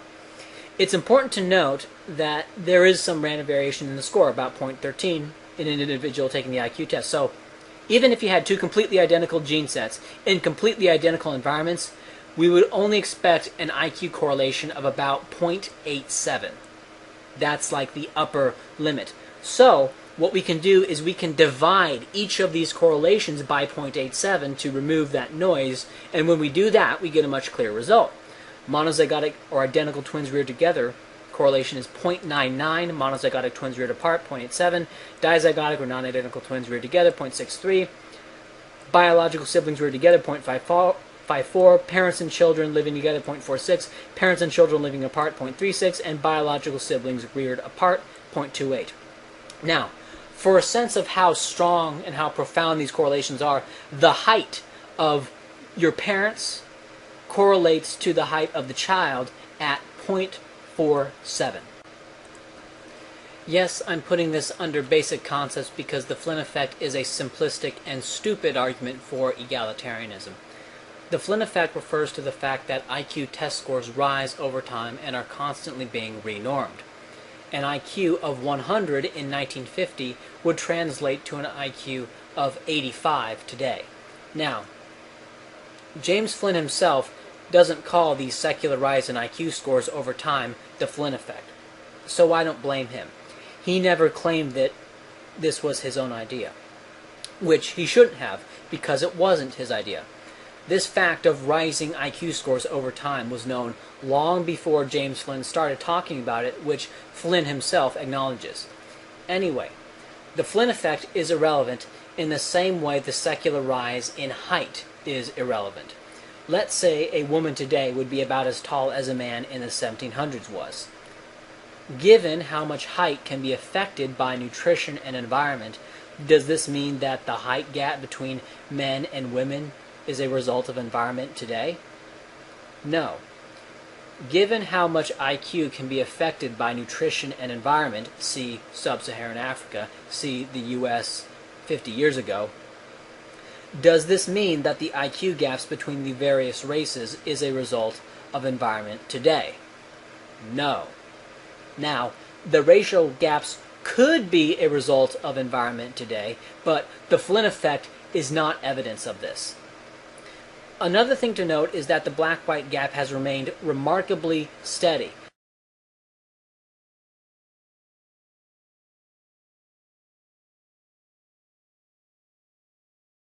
And this is because IQ scores are rank order. A score of 100 is the white average, and let's say white people and black people continually, they genuinely get smarter. What will happen is that the white raw scores on the test will go up. They'll get more correct answers on the IQ test, and the black raw scores on a test will go up. But your IQ score is not the raw score. It's a comparison to other people. And so even if blacks are getting smarter, and so are whites, and so the rank order, the IQ doesn't change. The backbone fallacies of egalitarian argumentation. In dismissing race, the backbone of most egalitarian arguments are two key fallacies, the continuum fallacy and Lewontin's fallacy. The continuum fallacy. The continuum fallacy says that because the races are not clearly divided or discretely defined, the races don't exist because there are some people of ambiguous mixed types. And this is true. You can say the same thing between a tundra and a steppe, a hill and a mountain, a pond and a lake. Now, what sane people do is they either accept the fuzziness and ambiguity of these concepts, or they will construct discrete definitions. They will say, if it's this much volume of water, it's a pond. If it's this much volume of water, it's a lake. If it's this high, it's a hill. If it's this high, it's a mountain. High from what? From sea level? From some other ground level? Right? And they can construct all of these definitions. All right? This is what differentiates a African or a West African from a East African, from a Bantu, from a Middle Easterner, from a European, from an East Asian, or you can break down East Asians further, or from an Amerindian. What kind of Amerindian? Are the Amerindians genetically identical all throughout the Americas? Okay, you can construct all sorts of definitions in the same way you can construct all sorts of definitions between a tundra, a steppe, and a grassland, okay, and plains. You can also talk about feminine and masculine faces. Does the existence of androgynous faces mean that masculine and feminine faces don't exist? Well, we can construct a discrete definition, of facial characteristics with these ratios are masculine. Facial characteristics with these ratios are feminine. What is a chair? Give me a discrete definition of a chair. If you cannot give me a discrete definition of a chair, well, I will simply assume that chairs do not exist. Or I will just say a chair is a social construct. When applied to other situations, the continuum fallacy is absurd. The extreme skepticism applied to race would make egalitarians completely dysfunctional were they not hypocrites in its application. Lewontin's fallacy. There is more genetic variation within the populations labeled races than between them, and a corollary could be that the expressed behavioral traits vary more within the white and black populations than between the averages of those populations. And people say this, and apparently this is supposed to mean something according to egalitarians. Similarly, height and weight varies more within the genders than between the averages of the genders. And I don't know if this is true, but what if it was discovered that behavioral characteristics in terms of aggressiveness, impulsiveness, varied more within the genders than between the genders, or willingness to get in a scuffle or willingness to get in a fight varied more within the genders than between the genders? What does this mean? But what would this mean? I don't know. I really don't know. But when applied to race, apparently this is supposed to mean, I guess, that the averages aren't different because there's more variation within the populations than between them. See, I've never heard the punchline for this argument. Not enough genetic variation.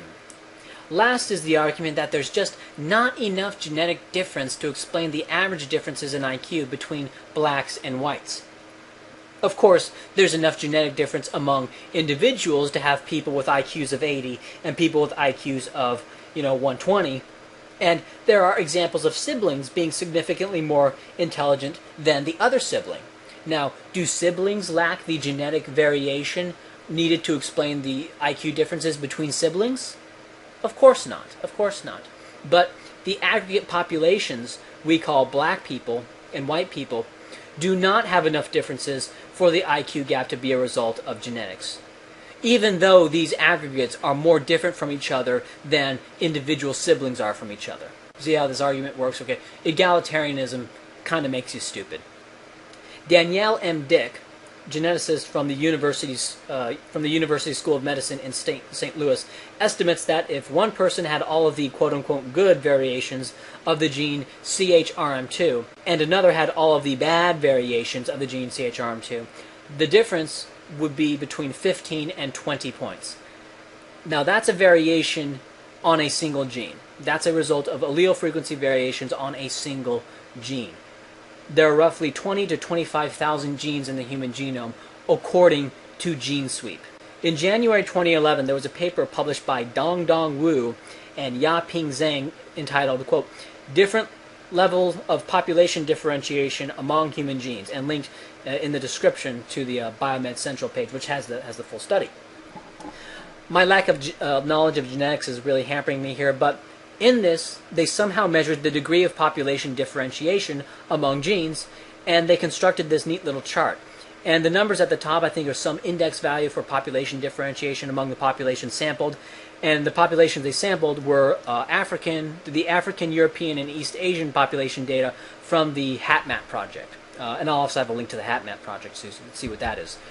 I don't know if this number is a relative or absolute index of population differentiation, but it doesn't matter, because we can look and see that the genes associated with pigmentation are just about as different among populations as the genes associated with neuron development.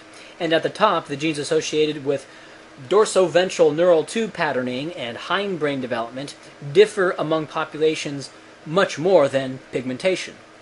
So basically, we all know how much skin color differs between the races. Well, Mr. Wu and Mr. Zhang appear to be saying that there was more selective pressure for brain differentiation than skin color differentiation. In other words, genetic causation for these groups labeled races is very, very plausible. We're not talking about creating a whole new species here. We're talking about a few million more cortical neurons. Now, putting genes on the table and saying that it's possible and very plausible that the racial gaps are genetic isn't the same as saying that it definitely is genetic, all right? It's just saying that it's well within the trait space. I'm simply saying that the egalitarian line, that there's just not enough genetic variation, is transparent bullshit. The broad arc of data. To start off, let's look at the broad arc of data. Now, no sample is perfect, so the idea is to take lots and lots of samples, lots and lots of little measures. With Europeans, there are 73 studies I have here, and I'm just going to flash through them quickly. Press the pause button if you would like to see them, or better yet, go read the studies yourself, linked in the description. First are Europeans in Europe.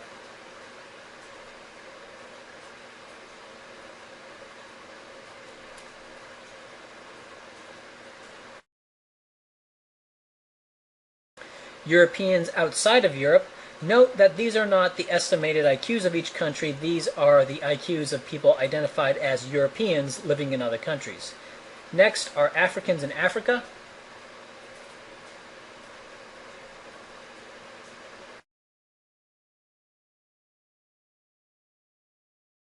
Africans in the Caribbean. Africans in the United States.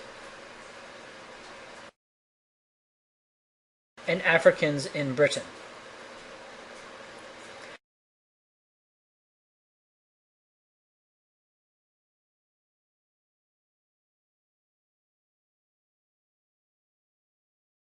I didn't graph this one, but blacks in the UK appear to be slightly higher than blacks in the US, and there are a few reasons why this could be.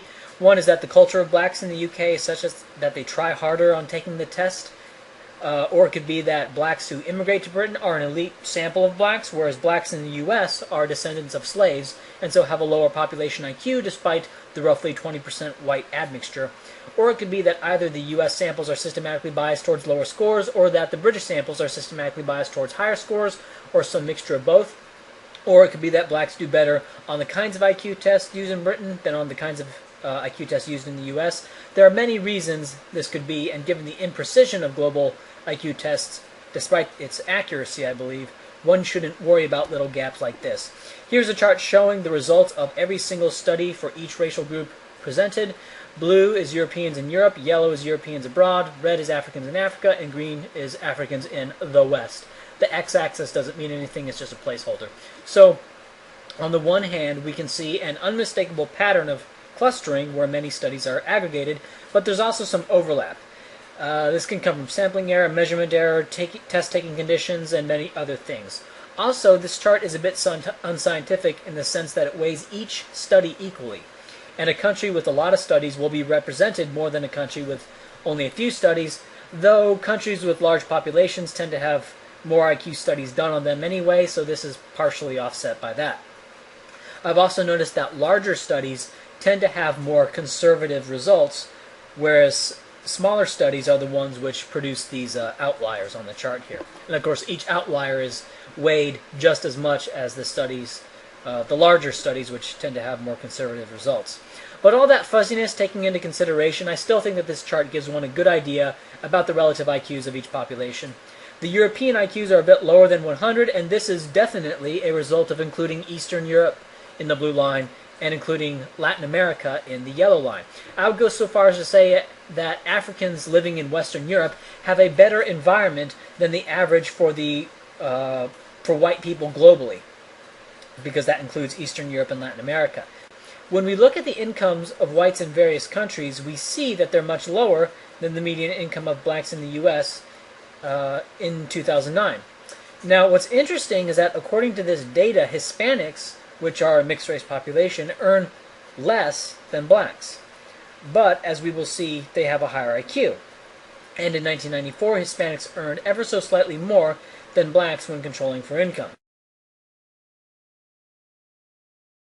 My explanation for this is that there are more recent immigrant Hispanics today than there were in 1994.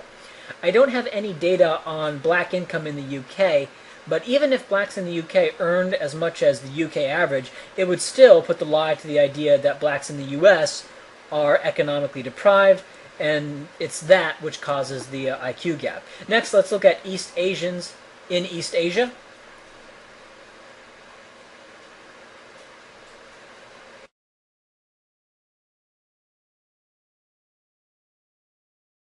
Now East Asians outside of East Asia.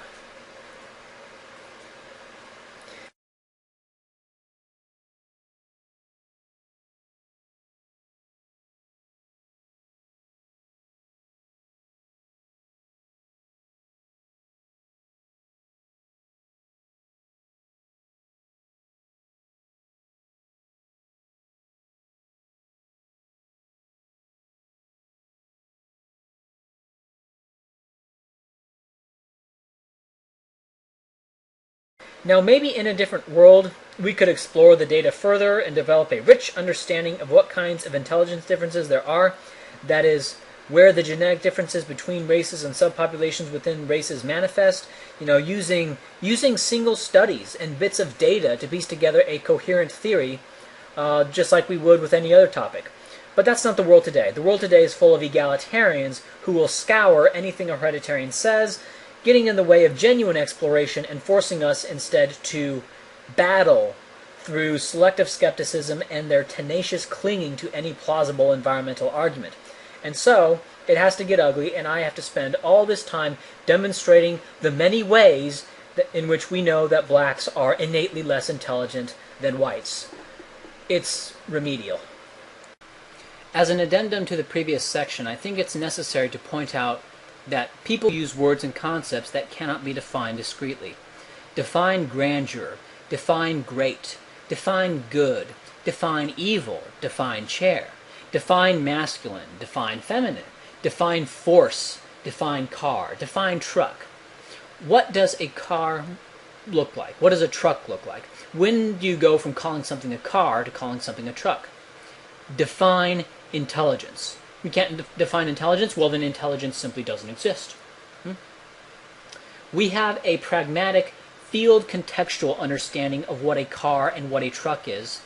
even though most have no discrete definition of the two.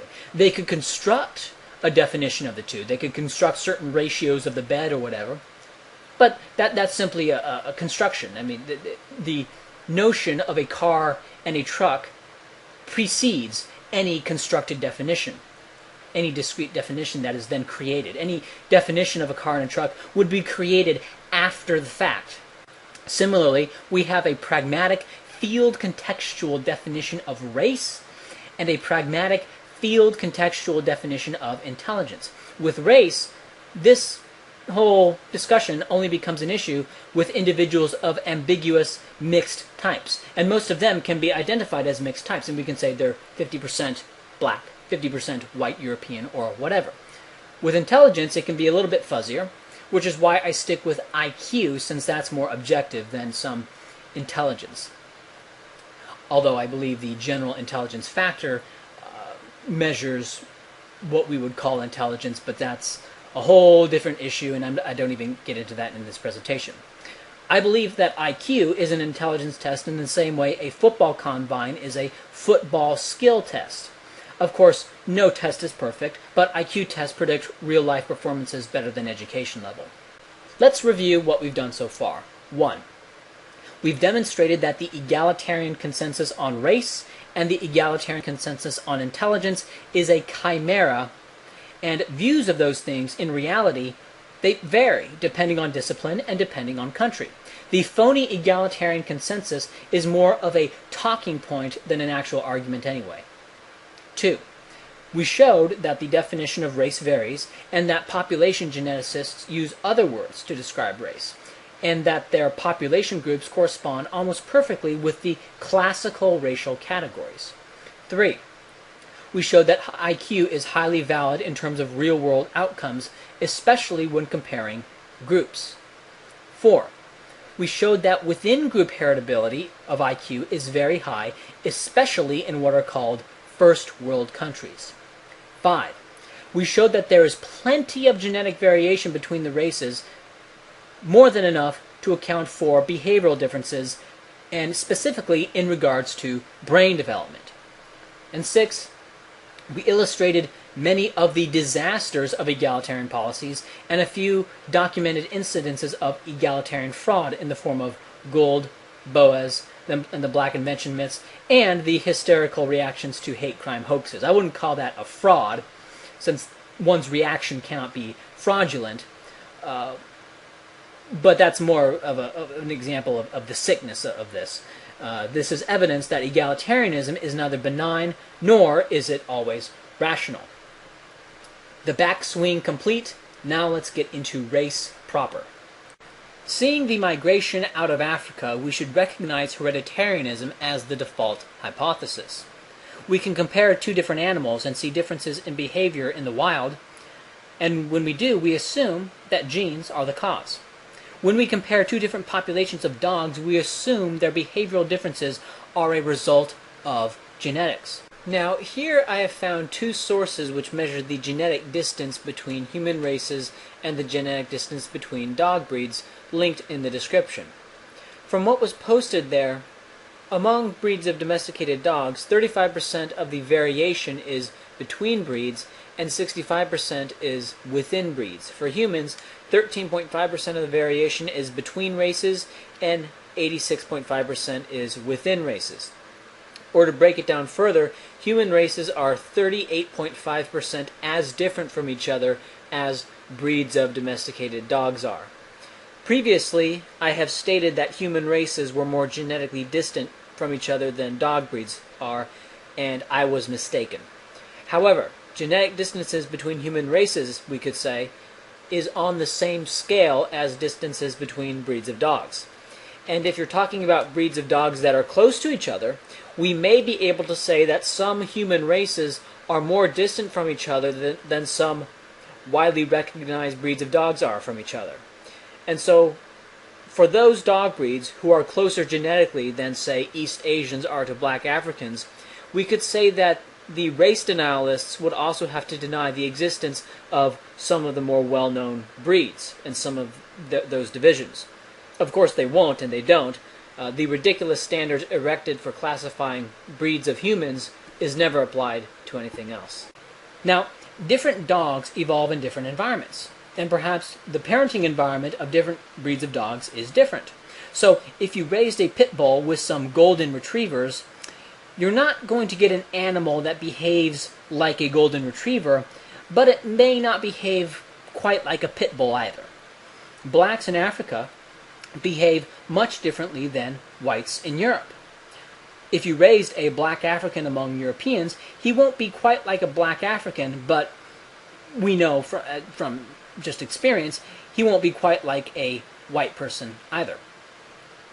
With all other animals, we recognize that offspring rearing strategies co-evolved with all other behavioral traits. So it could be that the parenting strategies of one race hold their children back, but this parenting strategy could itself be a product of genetics. So even apparent environmental differences like this could be genetic in origin in a roundabout way. Now, maybe this analogy here that I'm making with breeds of dogs is overly simplistic. Humans are, after all, quite different from other animals. But the point here is that, like with breeds of dogs, the behavioral differences between breeds of humans should be assumed to be genetic until environmental causation is substantiated, because we are still animals after all. Now let's look up myopia. Myopia, or nearsightedness, is a known hereditary condition, meaning that you inherit it. And this is known, this is not debated. Okay. Myopia is also associated with a higher nonverbal IQ. People with higher nonverbal IQs are more likely to have nearsightedness, hence the stereotype of the egghead engineer with glasses. Let me quote from a paper from the Journal of Investigated Ophthalmology and Visual Science entitled, quote, IQ and the Association with Myopia in Children. Quote, controlling for the same factors, children with higher nonverbal IQ scores had significantly more myopic refractions. ... Nonverbal IQ accounted for a greater proportion of the variance in refraction compared with books read per week. And to the conclusion they said, quote, verbal IQ may be an independent risk factor for myopia, and this relationship may not be explained merely by increased reading books per week among myopes. An interesting observation is that nonverbal IQ may be a stronger risk factor for myopia compared with books read per week. The complexity of the relationships between nonverbal IQ, reading, and myopia warrant additional studies to clarify any cause-effect relationship. Now that's good conservative science. My belief is that families with a high prevalence of myopia will read to their kids more than families that don't have a high prevalence of myopia. And this creates the illusion that it's the reading of books that causes the myopia, and that nonverbal IQ is a stronger predictor of myopia, a stronger predictor than how many books you were read to as a kid. That, to me, supports the genetic hypothesis. Now, wouldn't you know it, myopia varies by race. Yes. From Douglas Frederick from the British Medical Journal, quote, additional evidence supporting the role of genetics in the development of myopia includes the wide variability of the prevalence of myopia in different ethnic groups. The prevalence of myopia in Asia is as high as 70 to 90%, in Europe and America 30 to 40%, and in Africa 10 to 20%. Not sure what he means by Asia, but if he means Northeast Asians, that would make sense, as Northeast Asians have a very high nonverbal IQ compared to Europeans, which is seen whenever IQ scores are broken down, or the SAT is broken down. There has been considerable debate over whether the relatively low East Asian verbal IQ is a result of genetics or environment. And with East Asians, there's actually kind of a plausible environmental explanation, since East Asian languages are radically different from European languages, and there may be a multi-generational effect of having to learn a language that's as different, going from, say, Chinese or Japanese to English. In that if this impairment, and that this impairment is multi-generational, and that if this impairment didn't exist, the East Asian IQ would be closer to 115 instead of what it is now, which is like 105. But this prevalence of myopia among East Asians is evidence that the difference in pattern of intelligence between Europeans and East Asians, that this is this pattern difference is genetic in origin.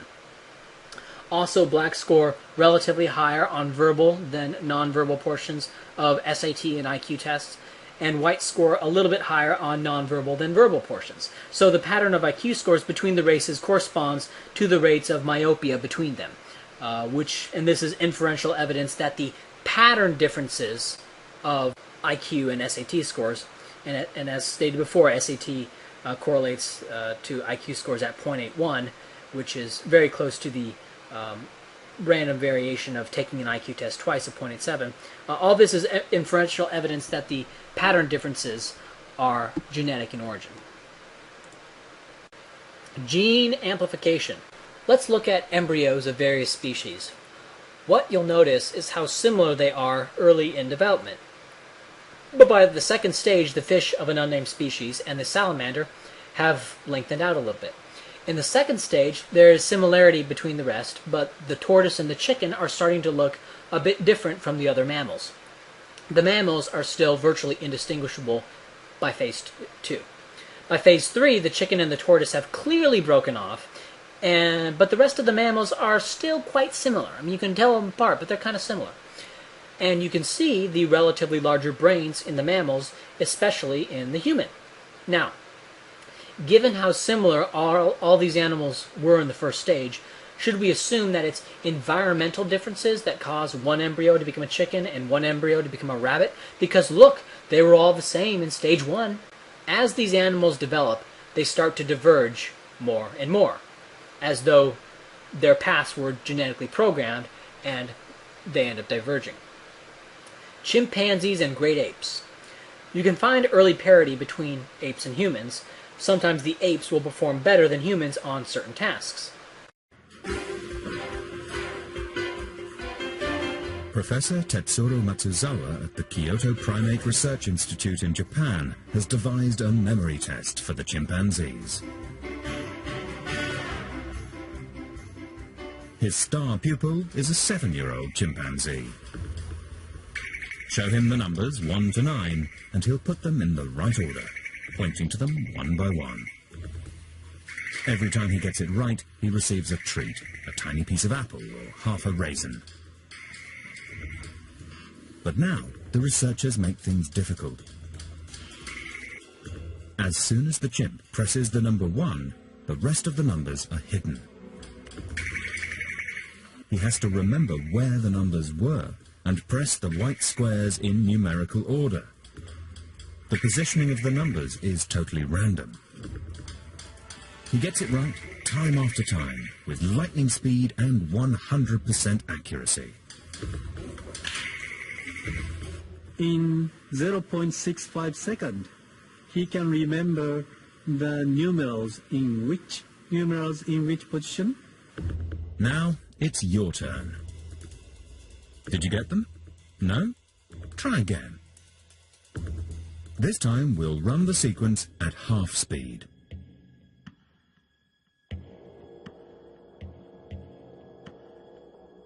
Still too difficult? Try at a quarter speed.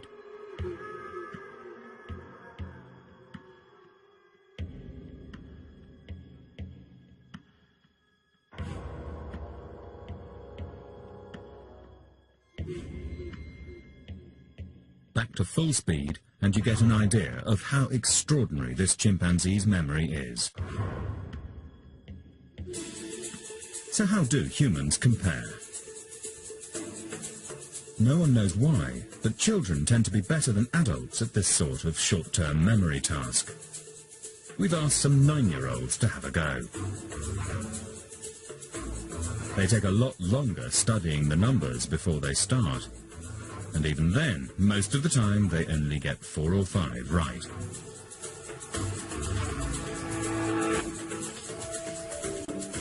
Occasionally, they do a little better. Not bad. But now watch the chimpanzee again. It seems that chimp short-term memory is superior to ours. What's this? Pipe what? What's this? What is that? Pipe what? Pipe food. I guess pipe tobacco is sort of a pipe food, for pipes anyway. They'll take signs, separate signs in their vocabulary, and recombine them in a novel fashion. For example, calling a watermelon, because they don't have the signs for water or melon. One Champlusi called it a candy drink, or a drink fruit, which means that they're not treating their signs as inviolate wholes, or the messages as inviolate wholes, but they're novelly recombining them. Look. Hold him. You're going to? Yes. Oh, Coco, look. Yes, birds. Aren't they cute? They're cute. They're cute birds. Mm-hmm. And, oh, Coco, a baby cat. See? Coco? No, cat. Yes, he looks like it is a tiger. You're right. That is a tiger. Mm-hmm. Now, this is your medicine. Mm-hmm. Okay. She was 1 year old when I began the study, and her early acquisition of signs was quite slow. She learned about 1 per month for the first 18 months, and then following that, her rate of acquisition accelerated, and in the next year she had acquired 100 signs. The year following that, she again doubled and was up to about 250. Now, this compares quite favorably with a child learning language in the early stages. Between their second and third years, a child may learn anywhere from 50 to 400 words.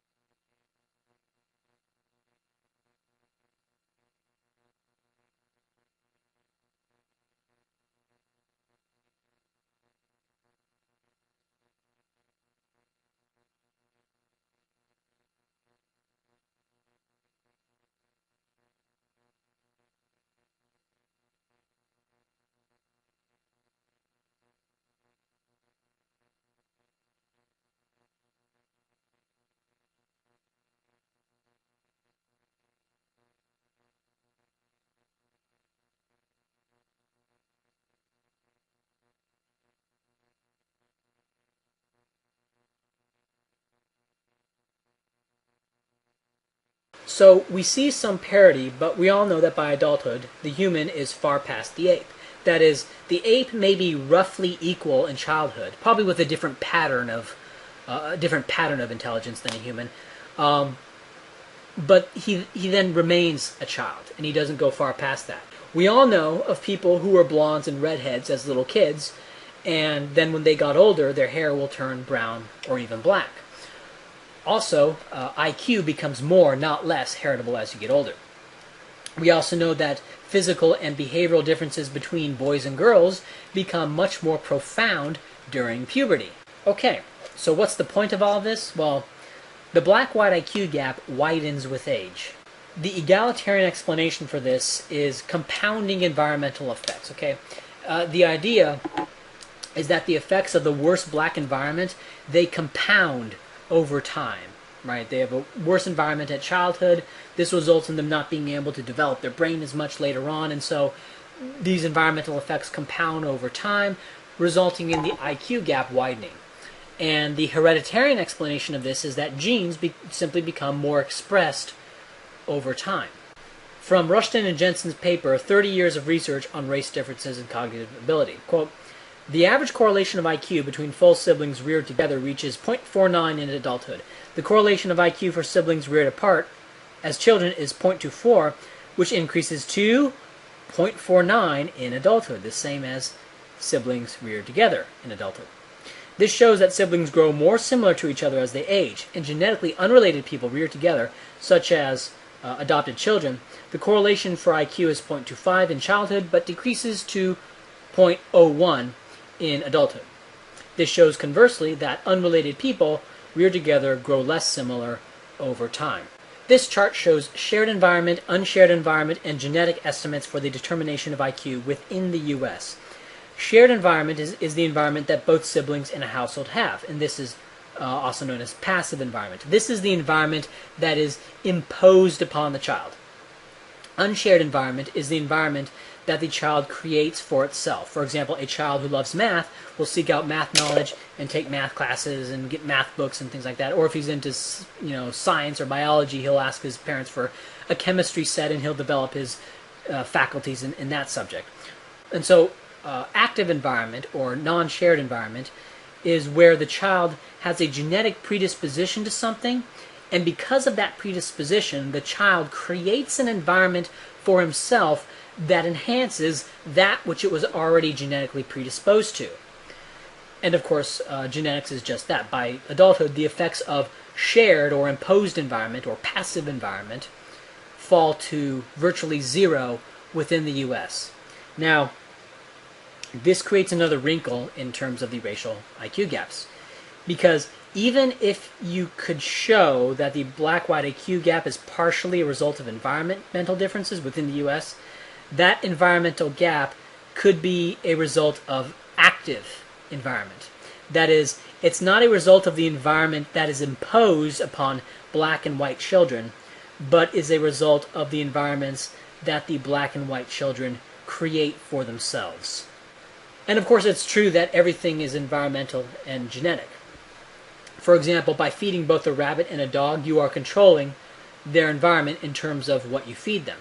However, if you fed both of them vegetables, the rabbit would probably be fine, but the dog would probably get sick and get malnutrition.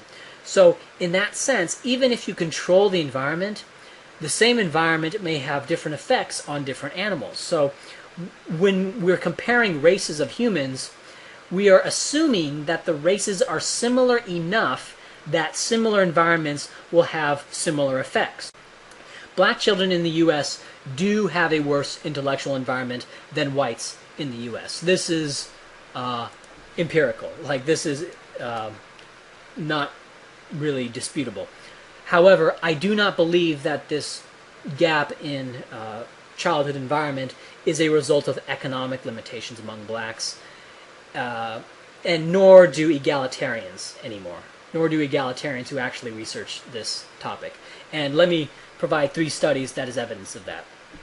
First is Tizard's orphanage study, which shows the IQs of black, mulatto, and white children in orphanages in the UK, with blacks having the highest IQ at 108, mulattoes at 106 and whites at 103, I believe. The sample of the study had only 30 children, but this is evidence that at this age, black children are ahead of whites developmentally, with mulattoes in the middle, as you would expect, because they're a hybrid. Their development trajectory is going to be intermediate. In the Eliza Moore adoption study, which included 46 black and mulatto children, there were 23 that were placed in white families and 23 that were placed in black families.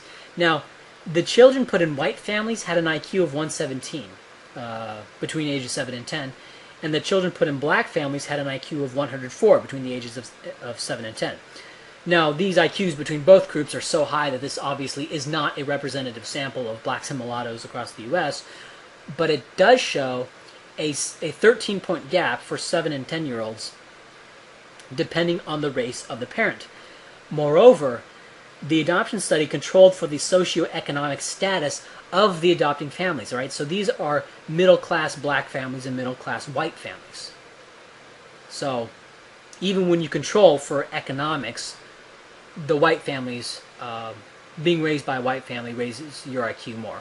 Right? So this is evidence that the parental environment, or the childhood environment disparity between blacks and whites is not a result of the economic differences. Then there was the Willerman study, and in it, the mixed-race children in the study had a median IQ of 98. The white children had an IQ of 105, and the black children IQ of 91. This was between the ages of 7 and 10, and that's not really interesting. That's just, yeah. But what is interesting is that of the interracial children, those with a black mother had an IQ of 93, while the interracial children with a white mother had an IQ of 102. And this study followed approximately 42,000 children. Now, all this is evidence that white families tend to raise the IQs of children at those ages, right? Whereas black families or black parents do not. Okay, now the black-white IQ gap widens with age. And according to James Flynn, the black-white IQ gap is 4.65 points at age 4, 9.45 points at age 12, 13.05 by age 18, and 16.5 by age 24. Okay, and James Flynn is, I would consider, an egalitarian. According to Arthur Jensen, who I would consider a hereditarian, it's 10.5 points in early childhood. I don't know specifically what ages that is, but it's not that important. 15 points in middle childhood, and 18 points by early adulthood. So Jensen appears to think the gap's a little bit wider than Flynn, but it's not that much wider. Now, given the results of the Tizard study, and given how it's well established that blacks develop faster than whites, and this is what Rushton showed in black babies walking earlier, going into puberty earlier, it is my belief that the brain development curves for blacks and whites go something like this. Now, I don't know exactly where they intersect, when it is that whites become innately developmentally ahead of blacks, but somewhere between 7 years and 12 years would be my guess. Now, we know that whites are ahead of blacks in IQ far earlier than that in practice, right? And I believe that is because of environment. Because as seen prior, environment plays a much bigger role in young children than it does in adults. To put it another way, by enriching a child's environment, you can raise that child's IQ up to his genetic potential, but then you kind of hit a wall, and it's very difficult to make IQ gains beyond that, at least with what we know now. And early on, whites are ahead of blacks because because white parents provide an enriching environment.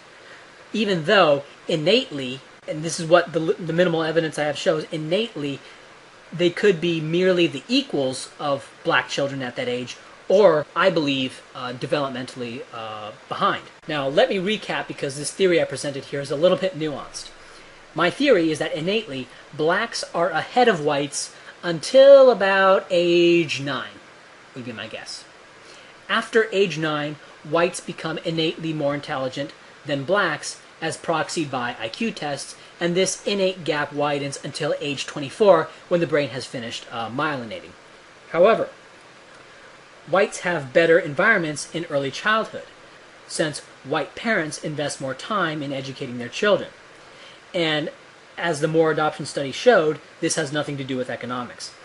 I believe that this is an innate aggregate difference in child-rearing strategies between blacks and whites, and this, along with the larger Negro genitalia, is part of what Rushton's theory was talking about when he was talking about the races having different innate reproductive strategies, right? The R and the K type. And you can go read Rushton's Race, Evolution, and Behavior if you want to read about that. I think that what he says about that is kind of problematic. I don't know why people are getting in such a tizzy about it. I mean, it's just, biology. These populations breed in this way, these populations breed in this way. I mean, if he were talking about, different breeds of pigs, they would have no problem with what he was doing. But since humans are special. Anyway, I'm digressing. Now we can have an evolutionary theory of this, right? Whites, having lived in a harsher climate than Africans, they had fewer children. And because of the environment, they had to take much better care of their children because the environment was harsher. You leave your kid out in the cold, the kid's going to die. Also, given that there was less food in these colder climates back then, white children would develop a little bit slower than black children, right? Because there was a little bit less food, there was a little bit less surplus to raise a kid. So there's a plausible evolutionary explanation for all of this. It's plausible but not proven. Because of better environments that white parents provide, the black-white IQ gap manifests earlier than age 9. However, if you control for environment before age 9, as occurred in the Tizard orphanage study, the black-white IQ gap goes away. And in the Moore adoption study, the blacks and mulattoes were reported to have virtually identical IQs. And according to my hypothesis, mulattoes should be intermediate on this development range, and the Moore adoption study must have tested the children at the range at which the black and mulatto cognitive development curves intersect. It's a bit complex, but if you recognize that 1, the races have different development curves, and 2, environment plays a bigger role in children, and the effects of environment fade out in adulthood, and 3, genes get more expressed as you get older, you will find that the hereditarian hypothesis can explain all the results of Tizard, Moore, and Willerman just fine, and in fact, all of this evidence taken together points to strongly to a genetic hypothesis. I would shudder at an egalitarian trying to explain this with only cultural theories, basically depriving himself of genes as any explanation for this pattern of data that we see. The G factor. On an IQ test, some subtests are more heritable than others. Now, if the racial gaps were primarily a result of environment, we would expect to find the racial gaps to be widest on those subtests which can be trained the most. That is, the subtests with the highest environmentality. If racial gaps were a result of genetics, one would expect to find the racial gaps to be widest on those subtests which are most influenced by genetic factors. And hey, guess what? The racial gaps are widest on those subtests with the highest genetic component. Charles Spearman came up with the concept of the general intelligence factor, or the G factor. Spearman saw that children's grades vary across subjects, seem to correlate. That is, if you did well in math, you also seem to do okay in history as well. And hypothesized that there was an underlying general intelligence factor.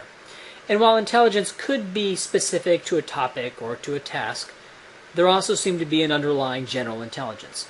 And so in an IQ test, the test which best correlates with all the other tests is said to have the highest G loading, as high performance on that test is most likely to predict high performance on other cognitive tasks.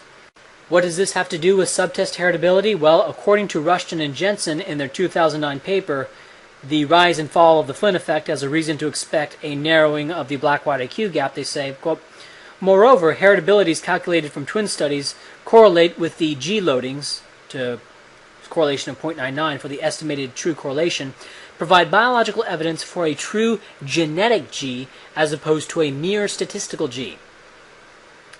And what they did is they took identical twins reared apart, gave them IQ tests, and found that the differences in IQ between the twins reared apart was almost entirely on non-G-loaded subjects, and that the gaps between the identical twins inversely correlated almost perfectly with the G loadings. Note they say 0.99 as an estimated true correlation. And remember, this is because an IQ test only correlates with itself at 0.87. If you take an IQ test twice, the correlation tends to be 0.87. So the correlation that they found the inverse correlation that they found between the G loading and the gap was probably 0.86, which they divided by 0.87 to find the estimated true correlation of 0.99. In the real world, what this means is that the underlying general intelligence in people is mainly genetic, at least within the range of environments analyzed here. G loading and subtest heritability are, for all intents and purposes, the same thing. G might as well stand for genetic. From Rushton and Jensen's paper, 30 Years of Research on Race Differences in Cognitive Ability, quote, subsequently, Nyborg and Jensen analyzed a unique battery of 19 highly diverse cognitive tests from an archival dataset of 4,462 males who had served in the U.S. Armed Forces. The G factor was extracted using different methods. Spearman's hypothesis was confirmed with an average correlation of 0.81 between the race differences on a test and its G loading. So what should we do? Well, we divide 0.81 by 0.87, and that gives us an estimated true correlation of 0.93, meaning that the G factor, which is virtually the same as subtest heritability, explains 86% of the variation between blacks and whites in the U.S. Army sample that they used. Let's compare this to South Africa. 3 tests have found a correlation between the G loading and the black-white IQ gap in South Africa of 0.61, 0.77, 0.70, and 0.81. And this average is out to just over 0.72, which is lower than the U.S. But if we divide that by 0.87, 0.72 divided by 0.87 is 0.83. And that squared is 0.69. So 69% of the variation between blacks and whites in the South African samples they used is probably a result of genetics. Now, I am going to say something very radical here. And this position is not publicly held by Rushton, Jensen, Murray, or any of the other big hereditarians, though I personally believe that they hold this view in secret. I believe that the black-white IQ gap in the U.S. is completely 100% a result of genetics, either directly or indirectly. We know that it's about 86% genetics straight up just from the factor analysis of the Army sample. We further know that the effects of shared environment go to 0 by age 24. But even if the effects of shared environment remained, the environmental disparity between blacks and whites in childhood is not a result of economic disparity, but a result of, in my estimation, innate differences in child-rearing modes, which stem from genetic differences between the races. And any difference in non-shared environment or active environment, that of course is a result of the genetic predispositions of the child, right? The child with a genetic predisposition to a certain topic is going to pursue that topic and raise their IQ in that area. Okay. So I would say that the US black-white IQ gap is 86% directly genetic and 14% indirectly genetic by age 24. Now, if you can understand it, the G factor is far and away the most powerful argument in the hereditarian arsenal. The egalitarian hypothesis would predict the exact opposite of what is found by looking at the G factor. But wait, there's more. Regression to the mean. This extremely high genetic estimate that I put forward is corroborated with regression to the mean. Now, in horse racing, the best performers on the track become studs, and they are bred with the female offspring of other studs. A fast mother and a fast father create fast offspring, of course, but the offspring is usually not quite as fast as its parents were. I'm not a geneticist, so take this with a grain of salt. While you inherit your genes from your parents, you don't get identical combinations, which is why you don't look identical to your parents. And so, if your mom and dad are great athletes, you'll probably be merely a good athlete. And all of this is probabilistic. And this is true at the other end. If your parents are poor athletes compared to the rest of the population, the breeding population, then their offspring will probably be poor athletes too, but not quite as bad as they were. But this then begs the question, what is a population? Do horse offspring regress to the mean of all animal life on the planet? Of course not. For example, in the 100-meter dash, despite regression to the mean, blacks are still faster than whites after all these years. And the gap, the black-white 100-meter dash gap, as far as I know, is not narrowing. So it appears that blacks and whites are regressing to different population means in terms of 100-meter dash speed. Because if they regressed to the same breeding population mean, then eventually black and white 100-meter dash times would equalize. What if IQ were heritable and regressed to racial means in the same way 100-meter dash time was heritable and regressed to racial means? Well, we would expect parents with very high IQs to have offspring with IQs that regress to their racial mean. And wouldn't you know it, surprise, surprise, that's what we see. Rushton and Jensen talk about parent-to-offspring regression to the mean and assert that that is the case, but the better evidence is with siblings. Not only because there's more of it, but because siblings were raised in similar environments. And so the differences can't be chalked up to shared or passive environmental differences. And now this chart here is from the National Longitudinal Survey of Youth done in 1999, which involved 12,686 participants aged 14 to 21. Now, if a black sibling has an IQ of 100, the other sibling should regress toward 85, which is the U.S. black average, and the hereditarian would predict an IQ score of 92 or 93. The egalitarian would predict 100, right? Now here's that data charted. I don't feel the need to read you the data. You can click on the links and read it to yourself. It's on page 12 of one of the sources. Basically, you can see when the white sibling has an IQ of 100, the other sibling also has an IQ on average of about 100. While when a black sibling has an IQ of 100, their sibling regresses down toward 92 or 93, which is between 85 and 100. When a white sibling has an IQ of 80, the other sibling regresses up to 90. Whereas when a black sibling has an IQ of 80, the other black sibling only regresses up to 85, so their IQ is between 82 and 83. The egalitarian has no compelling explanation for regression to the mean. The strength of regression to the mean we see here is evidence that the black-white IQ gap is almost entirely genetic. Since if it was partially environmental, we would see only partial regressions to the mean. But looking at this data here, we see almost entire intermediate results intermediate from outlier siblings. Brain size. First, brain size matters. Researchers at the University of Virginia conducted a meta-analysis of 37 studies involving 1,530 people and found a correlation between brain size and adult female IQ of 0.41 and a correlation between brain size and adult male IQ of 0.38.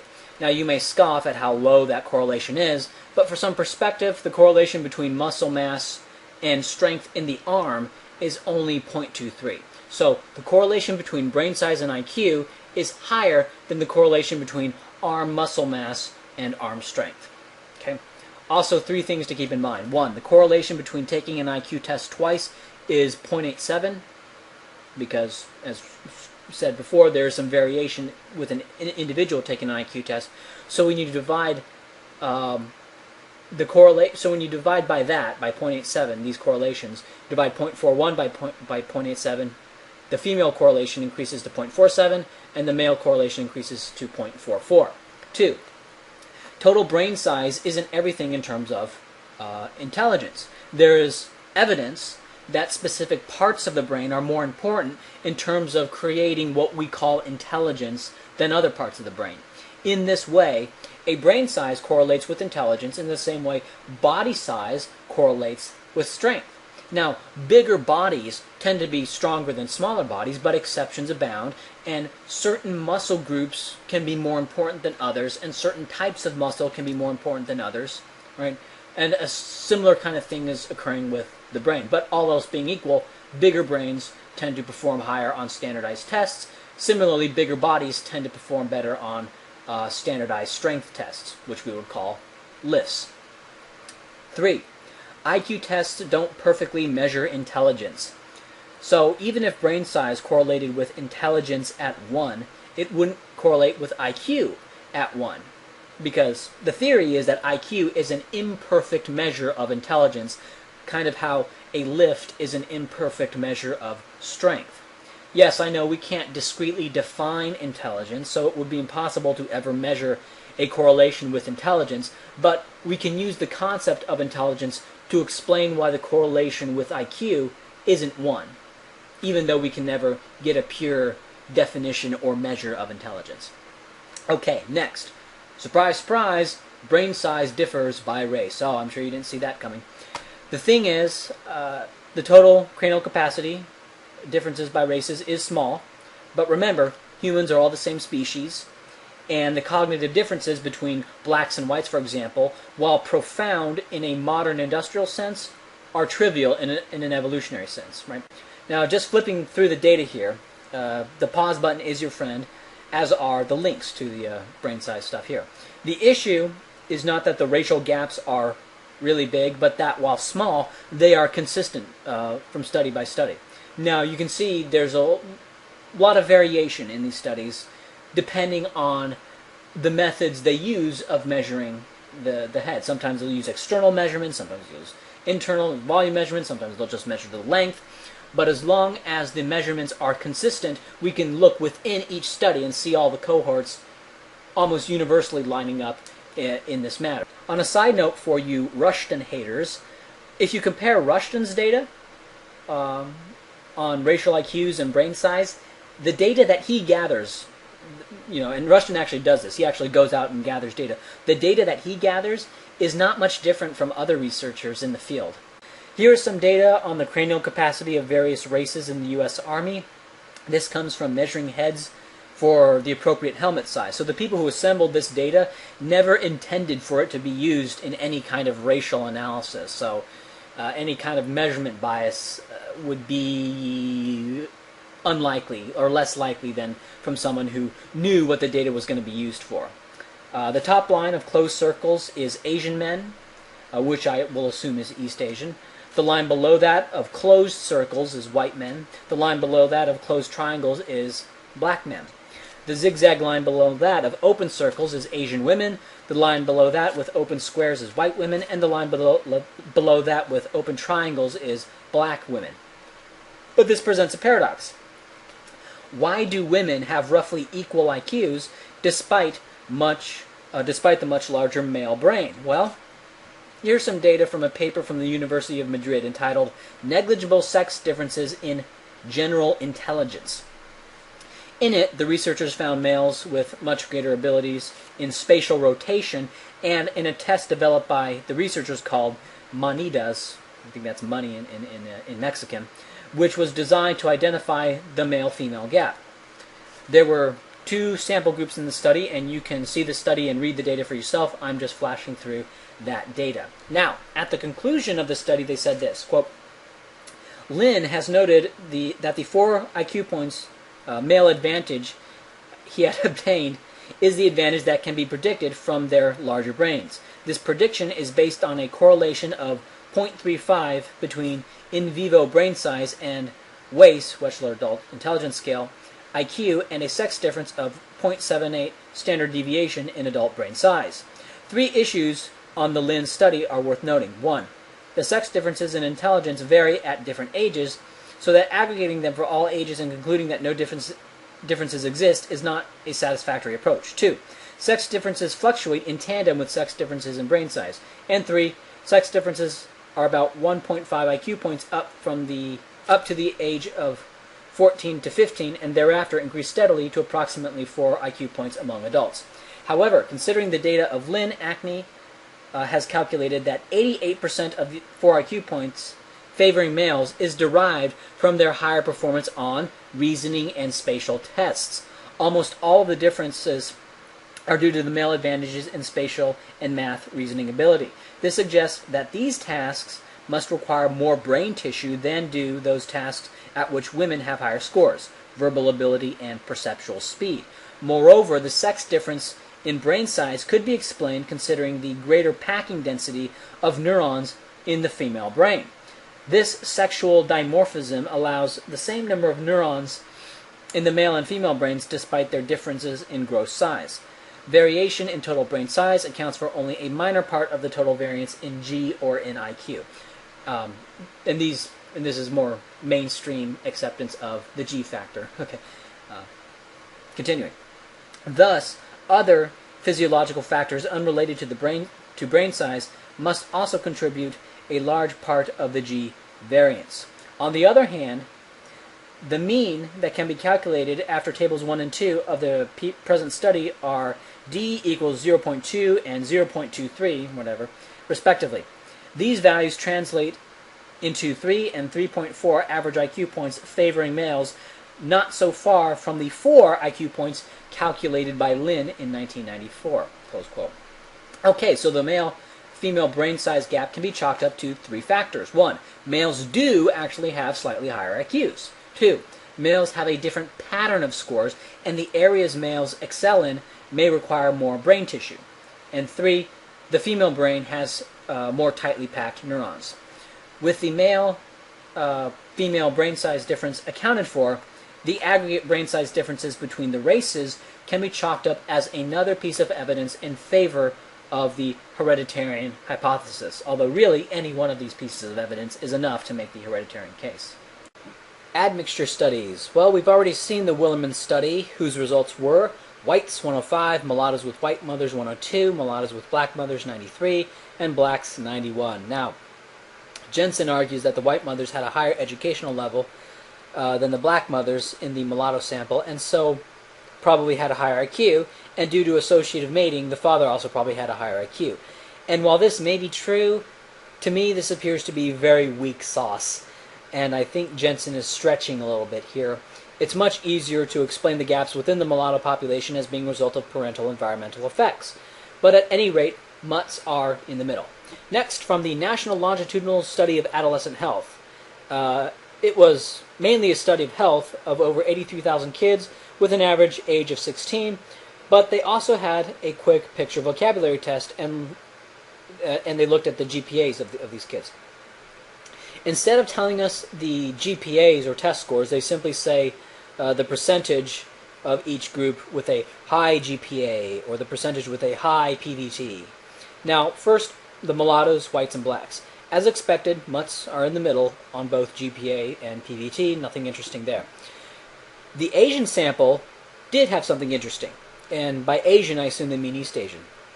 The white Asian hybrids have a percentage with high GPAs intermediate between the pure whites and Asians, and their PVT is also intermediate. Okay. Now, whites generally have higher verbal intelligence than East Asians, and the fact that hybrids scored intermediate on this little test is evidence that, along with the prevalence of myopia among East Asians, the difference in the pattern of intelligence between East Asians and whites is genetic in origin. East Asians tend to have higher overall IQs than whites, and this is because of their higher IQs in nonverbal IQ. And myopia, and I've already been over this. We can also look at the Minnesota Transracial Adoption Study. A user named Socrates856 was in a video directed at me, was talking about an Asian cohort in the study. And so I'm going to link both Sandra Scar's and Arthur Jensen's papers on the study and their conclusions. Neither party mentioned the Asian cohort. Sandra Scar actually ran the study, and she didn't mention the Asian cohort in her paper. So if you want to chide me for not mentioning it, you should chide the Egalitarian as well, right? Instead of just attacking me and Rushton and Jensen. Moreover, the Asian cohort was heterogeneous and included Indians, Koreans, etc., and so is useless in terms of a racial analysis. Okay, even egalitarians would recognize that it was useless to include, which Sandra Scar did recognize, which is why I believe she didn't include it. But this is so obvious if you understand anything about the debate that's going on. Anyway, Tizard. Now, even Tizard, which puts blacks at the top, wow, shows mulattoes in the middle, right? The intermediate characteristics of people of intermediate racial type is more evidence that these things are genetic. Eyferth. It's still a bit unbelievable that people still cite Eyferth. My eyes always glaze over a little bit whenever there's another Eyferth sighting. The Eyferth study involved the children of German mothers who were raped by American soldiers, including some who were raped by black men and some who were raped by white men. The kids were given an IQ test between the ages of 5 and 13, and these were the results. White boys 101, white girls 93, mixed race boys 97, mixed race girls 96. This study has been used by egalitarians as evidence that adoptive environment is more important than race in terms of IQ. There are lots of things wrong with this study. First off, 20 to 25% of the fathers in this study were North African. They were not black.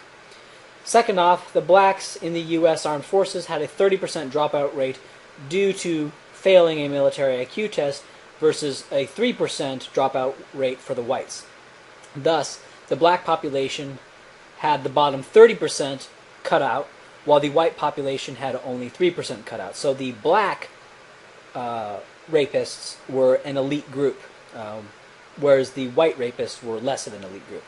Third off, the tests were done while the children were between ages 5 and 13. It was before puberty, and I believe it also had a low sample size, though I don't recall the sample size.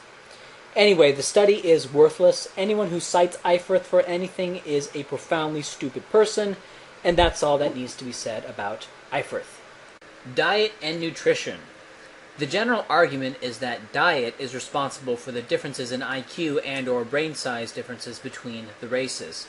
First, this is highly implausible since blacks in the U.S. seem to have a robust enough diet to outperform whites in sports involving speed and speed strength, and to have a higher rate of obesity than whites. From Richard Lynn's paper, Race Differences in Intelligence, quote, "But as early as 1918, the heights of American conscripts were 170.96 centimeters for whites and fractionally greater at 171.99 centimeters for blacks. A further study published later in the 20th century has confirmed that there is no difference in height between American blacks and whites at the ages of 4 and 7 years or among adults. Surveys of nutrition have also failed to find any differences between American blacks and whites. For instance, a survey of 1987 to 88 found that in a representative sample of 2,379 9 to 10-year-old girls, 20% of blacks and 25% of whites had below the recommended daily allowance of 45 milligrams a day of vitamin C. The first health and nutrition examination survey of girls up to the age of 15 found no difference between blacks and whites in low vitamin C intake. Other dietary deficiencies are likely to be associated with vitamin C deficiency, so these results suggest that American blacks do not experience any greater nutritional deficiency than whites. Breastfeeding. Well, maybe diet in general isn't the problem, but it's that white mothers breastfed their children at an early age more often than black mothers, and it's this crucial early nutrient stuff that's really important. Now, according to medicine.net, black mothers breastfeed at a rate of 54.4%, white mothers breastfeed at a rate of 74.3%, and Hispanic mothers breastfeed at a rate of 80.4%. A study was done by Avshalom Kapsi, and while the purpose of the study that I'm citing and showing here was to analyze gene-environment interaction in regard to breastfeeding, the study also had a great example of the effects of breastfeeding on child IQ. And as you can see, just flipping through here, breastfeeding doesn't seem to be a major determinant of child IQ. The major determinant of child IQ is, drumroll please, the mother's IQ. Next, to finally put the nutrition argument to bed completely, there were some studies involving malnourished East Asian children who were later adopted. Clark and Hannessy in 1982 published a study called Intellectual and Adaptive Performance of Asian Children in Adoptive American Settings in the Journal of Developmental Psychology. It involved 25 4-year-olds from Vietnam, Cambodia, Thailand, and Korea. Half of the babies had been hospitalized prior for malnourishment prior to adoption, and the population here achieved a median IQ score of 120. Winnick, Meyer, and Harris in 1975 published a study called Malnutrition and Environmental Enrichment by Early Adoption in Science magazine. It involved 141 Koreans tested at age 10. The severely malnourished group scored 102, moderately malnourished group scored 106, and the well-nourished group scored 112. And by malnourished, they mean they were hospitalized before age 2 due to malnutrition. So in this extreme case, there was a 10-point gap between the groups. That gives one an idea of how much nutritional deficiencies can matter in these extreme cases. Hot off the heels of the failure of the Head Start program to produce any lasting IQ gains, the Abecedarian Project was conducted with children from infancy to age 5, and they were compared to a control group that was not involved in the study. They then had follow-up studies done at ages 12, 15, and 21. And according to the University of North Carolina Child Development Institute, IQ gains lasted all the way to 21. Wow. Looks like a slam dunk for egalitarianism. I guess the problem with the old intervention programs is just that they weren't intense enough. Pop out the champagne, we proved the racists wrong. One problem though, infants were brought into the program at an average age of 4.4 months. By 6 months old, the experimental group had an average IQ, baby IQ, 6 points higher than that of the control group, and by age 15, the experimental group was 5 points higher. And given measurement errors and the difficulty to analogize infant IQ to adult IQ, that's virtually the same.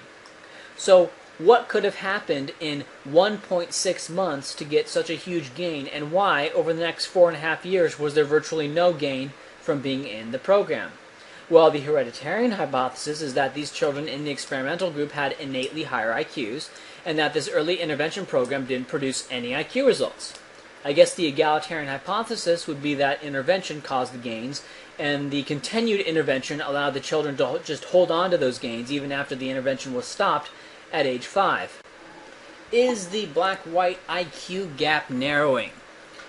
Maybe, probably not. To explain this, I need to explain a little bit more about IQ. Your score on an IQ test is rank order. The white average is set to 100, everything else is based off of that. William Dickens and James Flynn believe that the black-white IQ gap is narrowing, but at the very end of their survey they say, our data give a current IQ for blacks age 24 of 83.4, or exactly 1.1 standard deviations below whites. And this was from 2006. Apparently it was even wider than that in the past. Rushton and Jensen, in their response to Flynn and Dickens, said Flynn and Dickens cherry-picked studies that supported their conclusions, whereas if you took all the relevant studies into account, you would find that the IQ gap narrowing has been insignificant. If you want to read about that, I have Flynn and Dickens' paper and Rushton's and Jensen's response linked in the description. Rushton and Jensen also point out that Flynn and Dickens' optimism is based on gains from young black children. And it is very well established that young children are more influenced by changes in environment than adults are. That is, it could be improvements in the environments of young black children, but since the effects of shared environment fall to 0 by age 24, these gains probably won't matter. Moreover, SAT test score gaps have not been narrowing over this period. So if black IQs were rising, it's not having any effect on the SAT, nor is it having any effect on the black-white income gap, which recently has been starting to widen again. Stereotype threat. Stereotype threat has been created experimentally. The pioneer study on this was done by Claude Steele, where students were given racial stereotype threat cues prior to the test. When stereotype threat was present, the blacks did worse than the whites. When stereotype threat wasn't present, the blacks did about as good as the whites. But these college students scored similarly on the SAT prior, so all that happened in absence of stereotype threat was that the black students scored at their expected level, roughly. From the University of Minnesota paper entitled On Interpreting Stereotype Threat as Accounting for African American White Differences on Cognitive Tests, quote, rather than showing that eliminating threat eliminates the large score gap on standardized tests, the research actually shows something very different. Specifically, absent stereotype threat, the African American white difference is just what one would expect based on the African American white difference in SAT scores, whereas in the presence of stereotype threat, the difference is larger than would be expected based on the difference in SAT scores. In other words, Steele only showed he could persuade black students to do worse than they did on the SAT. He did not show that he could make black Stanford students score better. Steele's study has of course been replicated many times, but who cares, because they all have this same problem. Moreover, blacks have higher self-esteem and higher intellectual self-assessment than whites, which would be very odd if they were suffering from stereotype threat systematically. What's also odd is how consistent the IQ scores are, with blacks scoring at 83.5 in 1918 and peaking at 85 today. Are we really to believe that there has been zero reduction in racial stereotypes since 1918? Well, maybe there was a little bit, and the egalitarians are going to say that's where the 1.5 points came from. Actually, they'll say that it's more than that because they think the black IQ is actually higher than 85, but that's a different topic. Joe Wichards did a meta-analysis in 2009 of 55 studies on stereotype threat, and according to Wikipedia, he found a publication bias. That is, studies that showed stereotype threat were much more likely to get published than studies which didn't. Wichards concluded that when taking both published and unpublished studies into account, that there was no stereotype threat. Now here's just something that was said from a program for a meeting of the International Society for Intelligence Research. Quote, numerous laboratory experiments have been conducted to show that African Americans' cognitive test performance suffers under stereotype threat, i.e. the fear of confirming negative stereotypes concerning one's group. A meta-analysis of 55 published and unpublished studies on this effect shows clear signs of publication bias.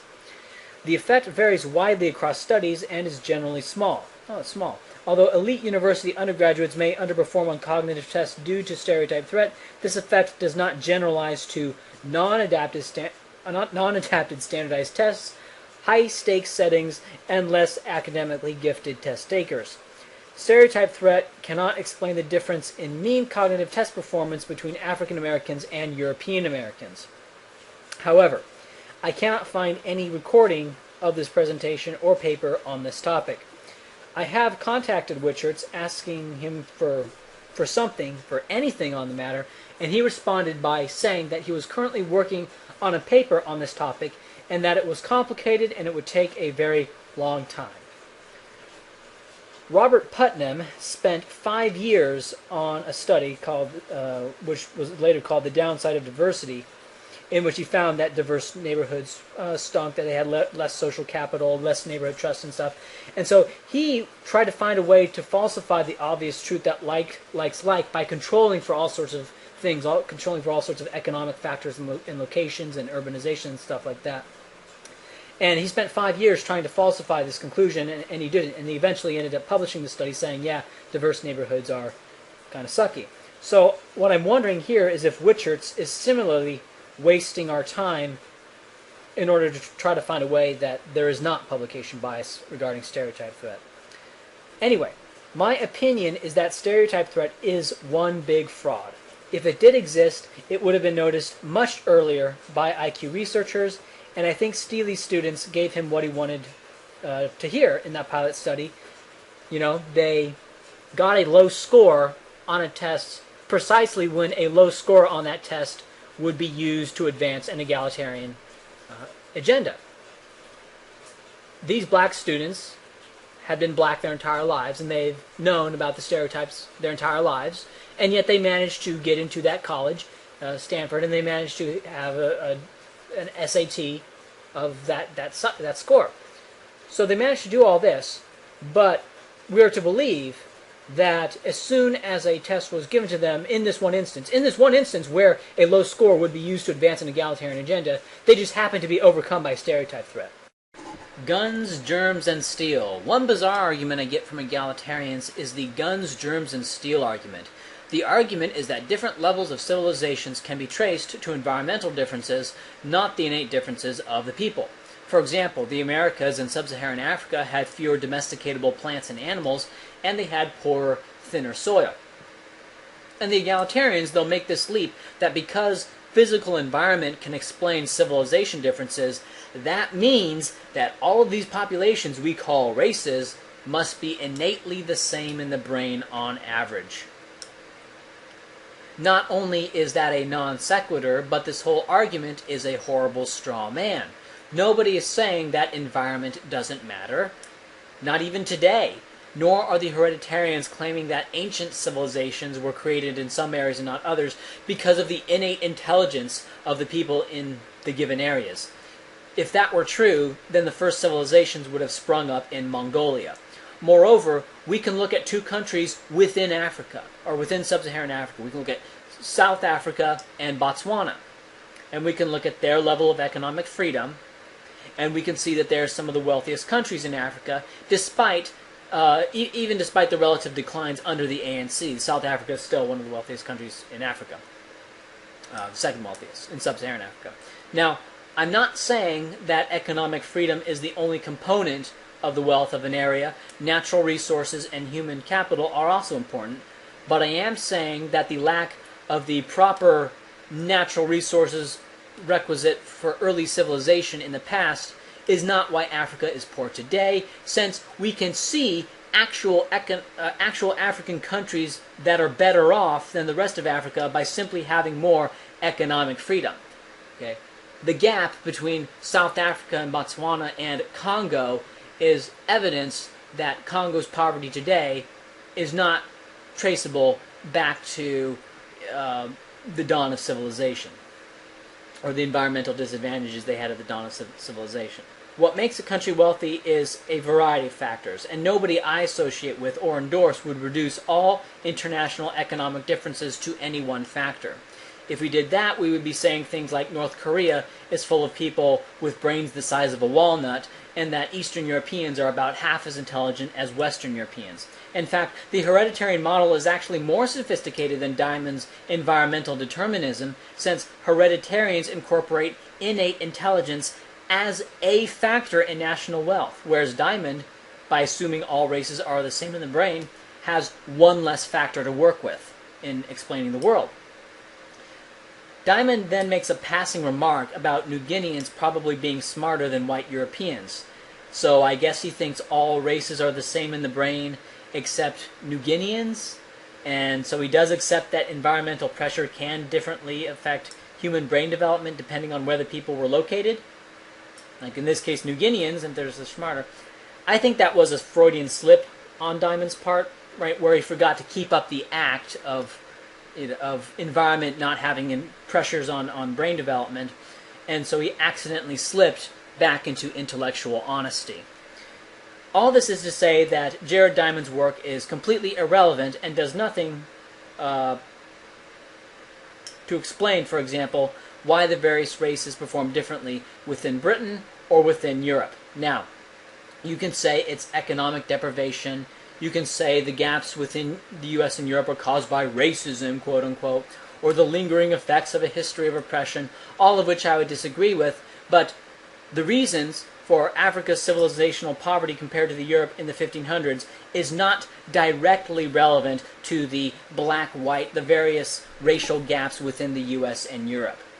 You can say that these things are tangentially related to the fact that Africa didn't have domesticatable plants and animals and had poor soil and so got conquered and Africans got oppressed in this way. But that serves simply as an explanation for why blacks got oppressed, but that's it. It's tangentially related. You still have to argue that blacks are still either oppressed or suffering from the effects of prior oppression today, and you have to tackle all of the IQ arguments and all of the stuff about what's happening today. If you think it's caused by, environmental poverty in the past, that's fine, but you still have to argue about today, right? Because the evidence today still exists. Okay. Guns, germs, and steel does not invalidate current hereditarian arguments, and it doesn't get one out of having to argue about the broad arc of data that exists today. You can raise your IQ. Through special training, an individual can raise their IQ, proving that IQ is malleable. This is true.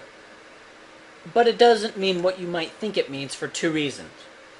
One, let's say you get one of those Raise Your IQ courses and you do exercises for a year and raise your IQ by 14 points. Does this mean you're really that much smarter? Probably not.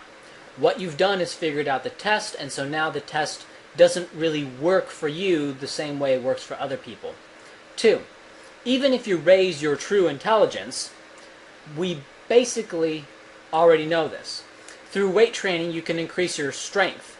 In fact, most people can double their physical strength through proper training. Let's say that the average woman, through proper training, could become stronger than the average man. I think this is true. Does this mean that the strength gap between men and women on aggregate has no genetic component?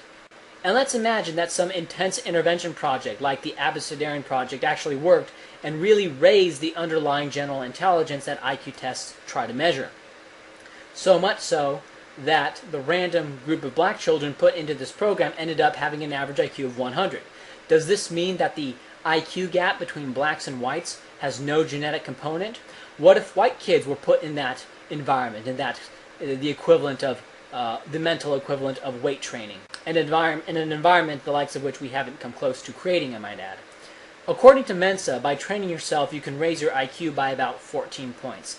If every black person trained themselves and raised their IQ by 14 points, we could rejoice that the black-white IQ gap had gone away, and then sit in shock as we find it has virtually no effect on anything else, because all that training did was really make the test useless. Correlation is not causation. Wah, wah. This, along with racist pseudoscience, is another one of those egalitarian parrot phrases. It's true, correlation is not causation. There is a correlation between drinking Drano and dying. Does this mean that drinking the Drano caused you to die? Well, you may point to how Drano affects body chemistry, but then again, the change in body chemistry merely correlates with drinking Drano. That doesn't mean that drinking Drano caused the change in body chemistry. Maybe it was some other thing you did, the pose you took while drinking Drano. Maybe that changed the body chemistry. And it's that thing that causes the dying, not the, you haven't established causation. Okay? And we can play all these games forever because there's no objective link. Or let's look at atoms. An atom with a positive charge tends to connect to atoms with a negative charge. Oh, but that's just a correlation. It's a strong one, but it's merely a correlation. Also, on a side note, what the heck is a charge? What the heck is a force? So what is causation? Well, this may be hard for the simplistic egalitarian mind to comprehend, but causation is entirely inferential and hypothetical. We infer causes about everything down to the atomic level, but all that we objectively see are associations and correlations. And from these correlations, based on all the other evidence, we merely infer a hypothetical cause. All science is this way. But when you really think about it, what would a cause even be? The very notion of causation itself is non-cognitive if you actually think about it.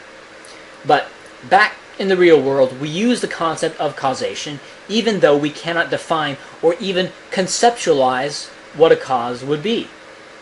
And we do so because the concept of a cause, even though we can't fully conceptualize it, is useful in practice. Correlation is not causation. Causation is theoretical and inferential.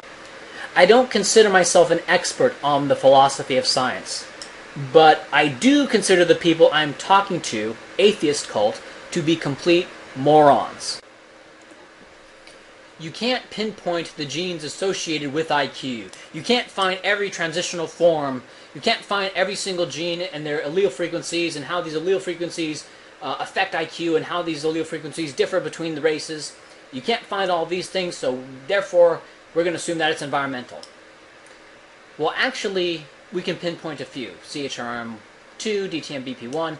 The problem, though, is that genes are complicated, much more complicated than simply having one gene on or off or this frequency or that frequency of this specific gene. Genes are interactive, and so the effect of a certain allele will have a different effect depending on the metadata of the rest of the genetic code. Now, I can point to the allele frequency differences of the gene DTM-BP1 and see their observed effect on IQ of the HapMap sample studied with 3 populations, the Nigerians, the Dutch, and Japanese, and how these alleles are distributed between the races studied. But this is highly dubious because it's not taking into consideration the interactive effects of DTM-BP1. So we don't know if DTM-BP1 is causing it or if it's some other genetic data associated with it. In the study, genome-wide association studies establish that human intelligence is highly heritable and polygenic. A study conducted by 32 researchers, they have been unable to find the specific genes and/or gene clusters associated with IQ that explain group differences in IQ between the populations they sampled. However, they were able to infer that IQ was highly heritable somehow, but they didn't find the specific associations. This study has been going on for over a year and is a collaborative project of 19 different universities worldwide. Now, in my debate with the skeptical heretic, quote-unquote debate, the skeptical heretic admonished me for not being able to specify the gene allele frequency differences between the races that explain the IQ gaps. He said that it would be very easy to do so. It would be very easy to find these things, and he knows this. And the reason he knows this is because he works with the machines that sequence the genomes. We know he works with the machines because he said so. So, the skeptical heretic should get in contact with the people working on this project, because so far 32 researchers from 19 different universities have been unable to do it. And it would greatly advance science if the skeptical heretic, if you, showed them how. Anyway, before we even knew about the double helix, we inferred that some animals were more or less intelligent than other animals through the use of mental tests. And also, the gaps could be so obvious that we would just look at their behavior. We also don't know all the genes that explain why different animals are smarter than other animals, yet we infer that they do. Why do we, what are the gene allele frequency differences between a dolphin and a pigeon that cause a dolphin to be more intelligent than a pigeon? Also, how are we defining intelligence? I mean, we could get more dickish here. We could say, how are we defining intelligence that we know that a dolphin is smarter than a pigeon? We can get prickish and asinine. This demand that the specific genes be found is unreasonable, because if intelligence is extremely polygenic and is influenced by thousands of genes from information that is infused from the metadata, then it could take decades to untangle all of these interactions. It's also hypocritical, as this standard is not used when comparing other animals. Now, I must hand it to Sophia Roon for being consistent. Sophia Roon said that we can't determine race and intelligence without finding the specific genes associated with it, the allele frequencies associated with it. And so I asked her if we couldn't determine that some animals are smarter than others without finding the specific genes, and she said we could not. That is, we couldn't determine whether a dolphin was innately smarter than a salamander until we found the specific gene frequencies. So, unlike the rest of atheist cult, Sophia Roon is actually applying her principles consistently. So, I applaud her consistency. Conclusion. What the egalitarians like to do is compare hereditarians with creationists, and this is a very, very odd parallel to draw for a few reasons.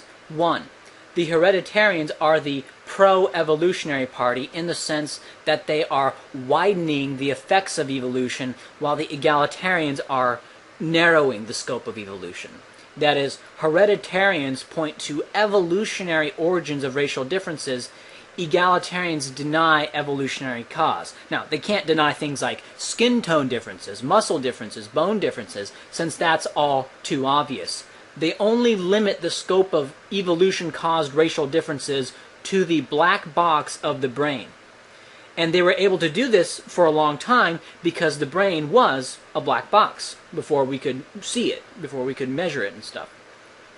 This is paralleled with biblical creationists denying the scope of evolution beyond microevolution. Now, this doesn't mean that the egalitarians are wrong, but they are the evolution limiters in this debate. 2. In the U.S., racial egalitarianism is the default position.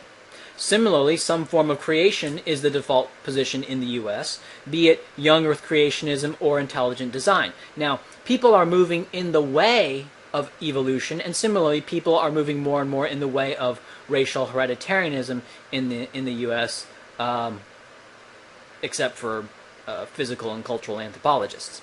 3. Unreachable standard, the creationist. Unless you can find every single transitional fossil, you can't justify evolution. The egalitarian. Unless you can find every single gene structure and its interactions associated with intelligence, you cannot justify hereditarianism. 4. General unreasonableness. With evolution, you have this heuristic theory that explains the world very well. While not all the transitional forms can be found, the theory has excellent predictive and retrodictive power. What creationists do is they challenge evolution to an unreasonable ideological degree. With hereditarianism, you have this heuristic theory that explains the world far better and far more simply than the complex and exotic cultural theories. We can see how different races being of different aggregate innate intelligences can explain what we see much better than cultural theories. For example, how do you explain that blacks have higher IQs in early development but lower IQs later in development, along with the fact that the heritability of IQ increases with age? Different development arcs of the races explain this simply and elegantly. The egalitarians must form some mess of cultural theories. Now, they could explain how heritability of IQ would increase with age. They could explain how the black-white IQ gap could widen with age. But a cultural theory, on the surface, it seems, there's a contradiction between a cultural explanation of the widening gap and the increased genetic component of IQ with age. Now, I can explain my theories in a few hours. I could explain it much shorter if I just did a bare bones presentation. Explanation of egalitarian theories for these things takes semesters. Egalitarians challenge hereditarianism to an unreasonable ideological degree.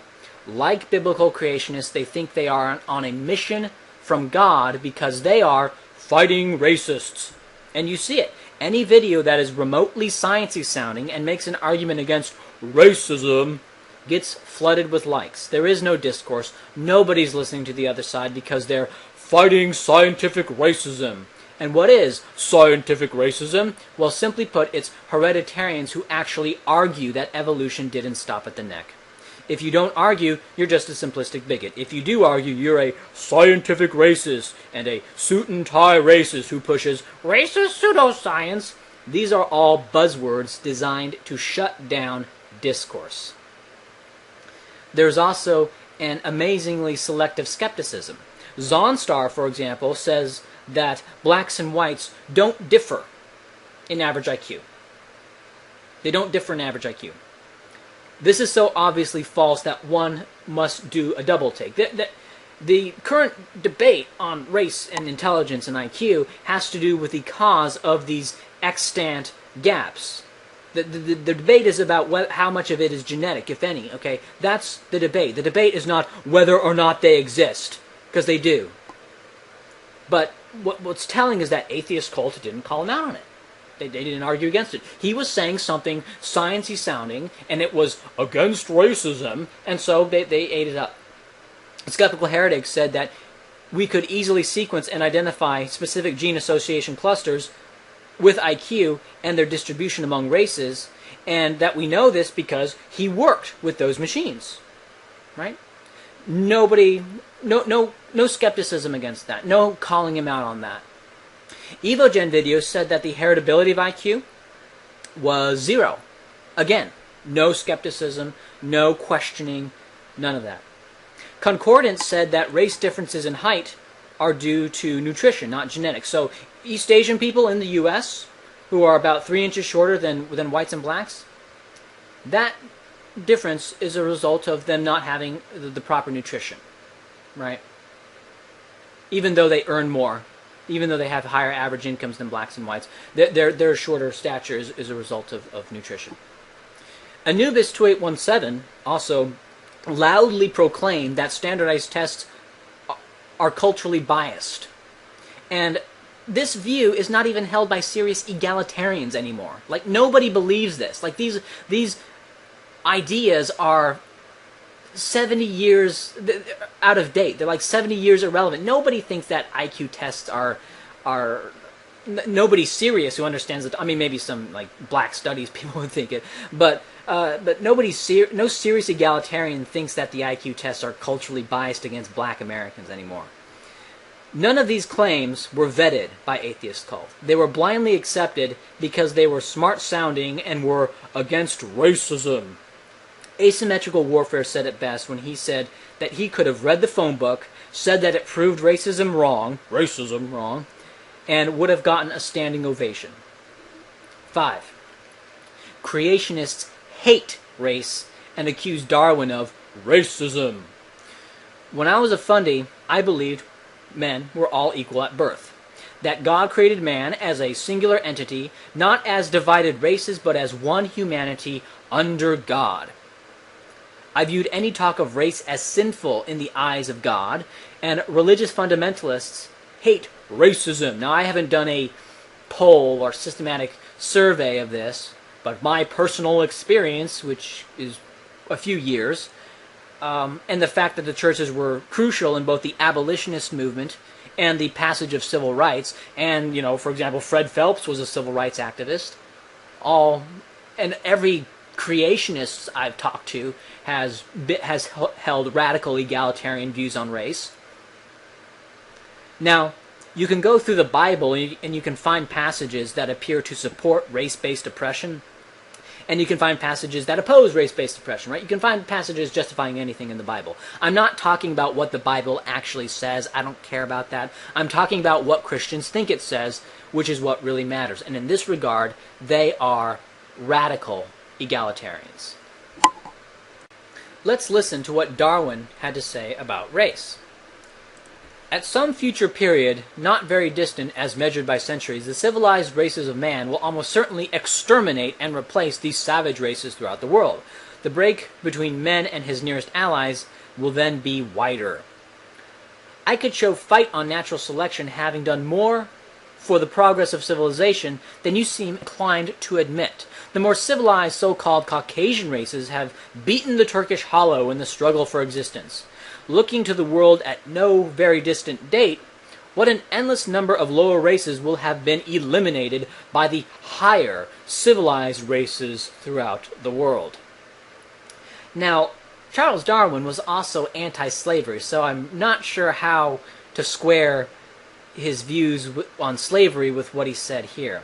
Francis Galton, who invented the statistical concept of correlation and regression to the mean. So whenever you make a correlation, you know, thank Galton. Galton was a pioneer in meteorology, and he invented the first weather map. So Galton was a smart cookie, and he had similar views on race to Charles Darwin, and he was a eugenicist. The anti-slavery abolitionists in America didn't have, I mean, there's no evidence that they had egalitarian views on race, the way it's defined today. That is, they didn't think that the Negro was innately as capable as a white person. Abe Lincoln certainly never believed this.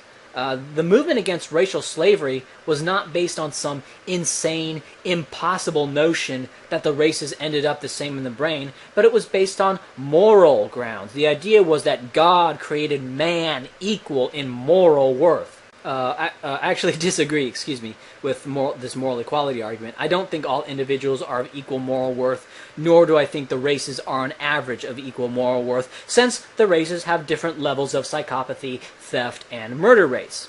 I also view voting for welfare as immoral. For example, I would view voting for Obama to be an immoral act, roughly the equivalent of stealing $1,000 from someone. But I digress. My point here is that the abolitionist and later the civil rights movements were founded on moral arguments about moral equality. And even if you don't believe in moral equality between the races, you can still believe that no individual, regardless of race, should be treated poorly because of his race, even if it was proven that blacks on aggregate are less moral than whites on aggregate. Okay? This is the individualist view on the matter, and modern libertarians actually tend to have rather egalitarian views on race, both in the moral sense and in the radical anti-evolutionary sense. People like me and Laughing Man are actually the exception, although I don't know what Laughing Man thinks about moral equality. But this eminently modern view of racial brain equality is really quite unprecedented. It's radical, and it's a mostly Western phenomenon. It's not what the anti-slavery abolitionists thought. It's not what the civil rights advocates generally thought. It's not what the whole world generally thinks today. And if you subscribe to evolutionary theory, it's virtually impossible. It's really ahistorical what atheist cult is doing, to be such firm believers in evolution, but then have such anti-evolutionary views on race. The YouTube atheist cult holds essentially an environmental determinist position, which is a dead theory. I don't think they even quite realize how much modern science has completely bypassed what they believe, and it's not even particularly recent science that has bypassed this hardcore environmental determinism that they have. I don't know what the average IQ is of atheist cult, but I believe that because of their extreme and completely unfounded confidence in their opinions, and the way they do nothing but confirm their own opinions and make videos which generates social proof, and they cloak themselves in a bunch of citations, and it's the pattern of what they do. They assert and then source. They don't explain the data. They don't explain, this is the fade out of shared and unshared. They don't do things like that. They make an assertion and then source it. So what they're doing is they're clothing their assertions, which in a sense is nothing more than an appeal to authority. And so because of this, I think they have less of an ability to seek truth than the average man on the street does, because the average man on the street is more humble, even if his IQ may be a little bit less. Make the world flat. Now, when I first heard this, I was incredulous. Really. They want to make everything the same? They want to make all ideas and all peoples equal? Nobody can be that stupid. But I cannot deny the simplicity and elegance of this theory to explain what we see. And so, while at first I was very skeptical of this theory, it started to grow on me. We see them denigrating Christianity and elevating Islam. We see them denigrating traditional lifestyles and elevating alternative lifestyles. We see them denigrating white people and elevating black people. They're elevating that which is denigrated and denigrating that which is elevated. That's the pattern. Now, I'm not talking about the merits of these things right now. I'm just talking about the pattern of what they elevate and what they denigrate. And so it dawned on me. These people aren't interested in an accurate assessment of any of these things. They never were. They want to eliminate all perception of inequality. Reality is not really the main issue, because there is a higher truth, a higher goal. Now, I have no problem, for example, with alternative lifestyles. In fact, I live one, but I'm not going to pretend that it would be okay if everyone on the world lived as I did. These people do. This ambiguous they do. Because inequality between peoples, between ideas, between lifestyles, leads to the notion that one is superior and should displace the others. For example, Darwin, in his belief that some peoples are superior to others, believed that they would, and it's arguable whether or not he thought they should, displace and exterminate the other, more savage races. Okay. Because because this idea of inequality leads to war and justifies tyranny, according to this egalitarian view. So what should be done? As truth is not the goal, harmony is. Or one could say that more so that there is a higher truth, and that higher truth is that relativism, tolerance, and presumptions of equality between entities leads to a better world. Truth be damned. This extends to the marketplace, because the marketplace involves interacting with other people, and that produces incredible amounts of inequality between unequal people, right? Advocates of markets will say that markets on the whole are mostly fair. And there are gradients here. There are some people who believe, well, markets are not entirely fair, so we need some regulation to say, no, all the perceived unfairness in the markets is a result of government regulation. Okay, I don't want to talk about the merits of a free market economy right here, okay? But this burning desire for equality among the Egalitarians, what this does is it gives them an anti-market bias, and it leads them to seek out and form all sorts of complex arguments about why markets aren't fair. And again, I don't want to talk about the merits of any of this. I'm just talking about the psychology of this, or I don't know if psychology would be an appropriate term, but mass psychology? I don't know. Now, combine this egalitarian movement with the oceans of people who have little value to anyone, and what you've done is you've created a political movement with an intellectual elite and a mob of voters, which are people who have little value, and so they earn very little. And so their bizarre views on race and their opposition to markets are really just two elements of the same pathology. So they hate hierarchy and hierarchical ideologies, and they get absolutely giddy whenever a hierarchist gets something wrong. For example, thinking that whites are smarter than East Asians when East Asians end up being smarter. I would call these people anarchists, except that they tend to love state power. But then again, so do most self-proclaimed anarchists. I think egalitarian is a good name for them, in that they strive to push the world into a relativistic soup where nothing is deemed superior to anything else, or at least that relativistic soup is the theoretical ideal to be strived for, even if it cannot be fully achieved. And we will achieve harmony by denigrating that which is elevated and elevating that which is denigrated. And the only idea which is elevated above all is the idea of equality and the relativistic soup itself. That's the only idea that is elevated. And the only ideas that are to be attacked are those which describe, or worse, prescribe, a world in which things are not in fact equal. That is, the only ideas that are to be attacked that are less equal than the others are the ones that promote hierarchy, or either promote hierarchy or justify hierarchy in the market. And that's why you see an intense double standard at universities in regards to free speech. People are allowed to have all sorts of kooky beliefs as long as they don't promote hierarchy or justify already existing hierarchies or set themselves in opposition to the relativistic egalitarian non-order. So they're fine with free speech because they want free speech among all these kooky ideas that don't promote hierarchy, but if it promotes hierarchy, they don't want free speech, so that's called something else. It's called hate speech. So they want free speech, right?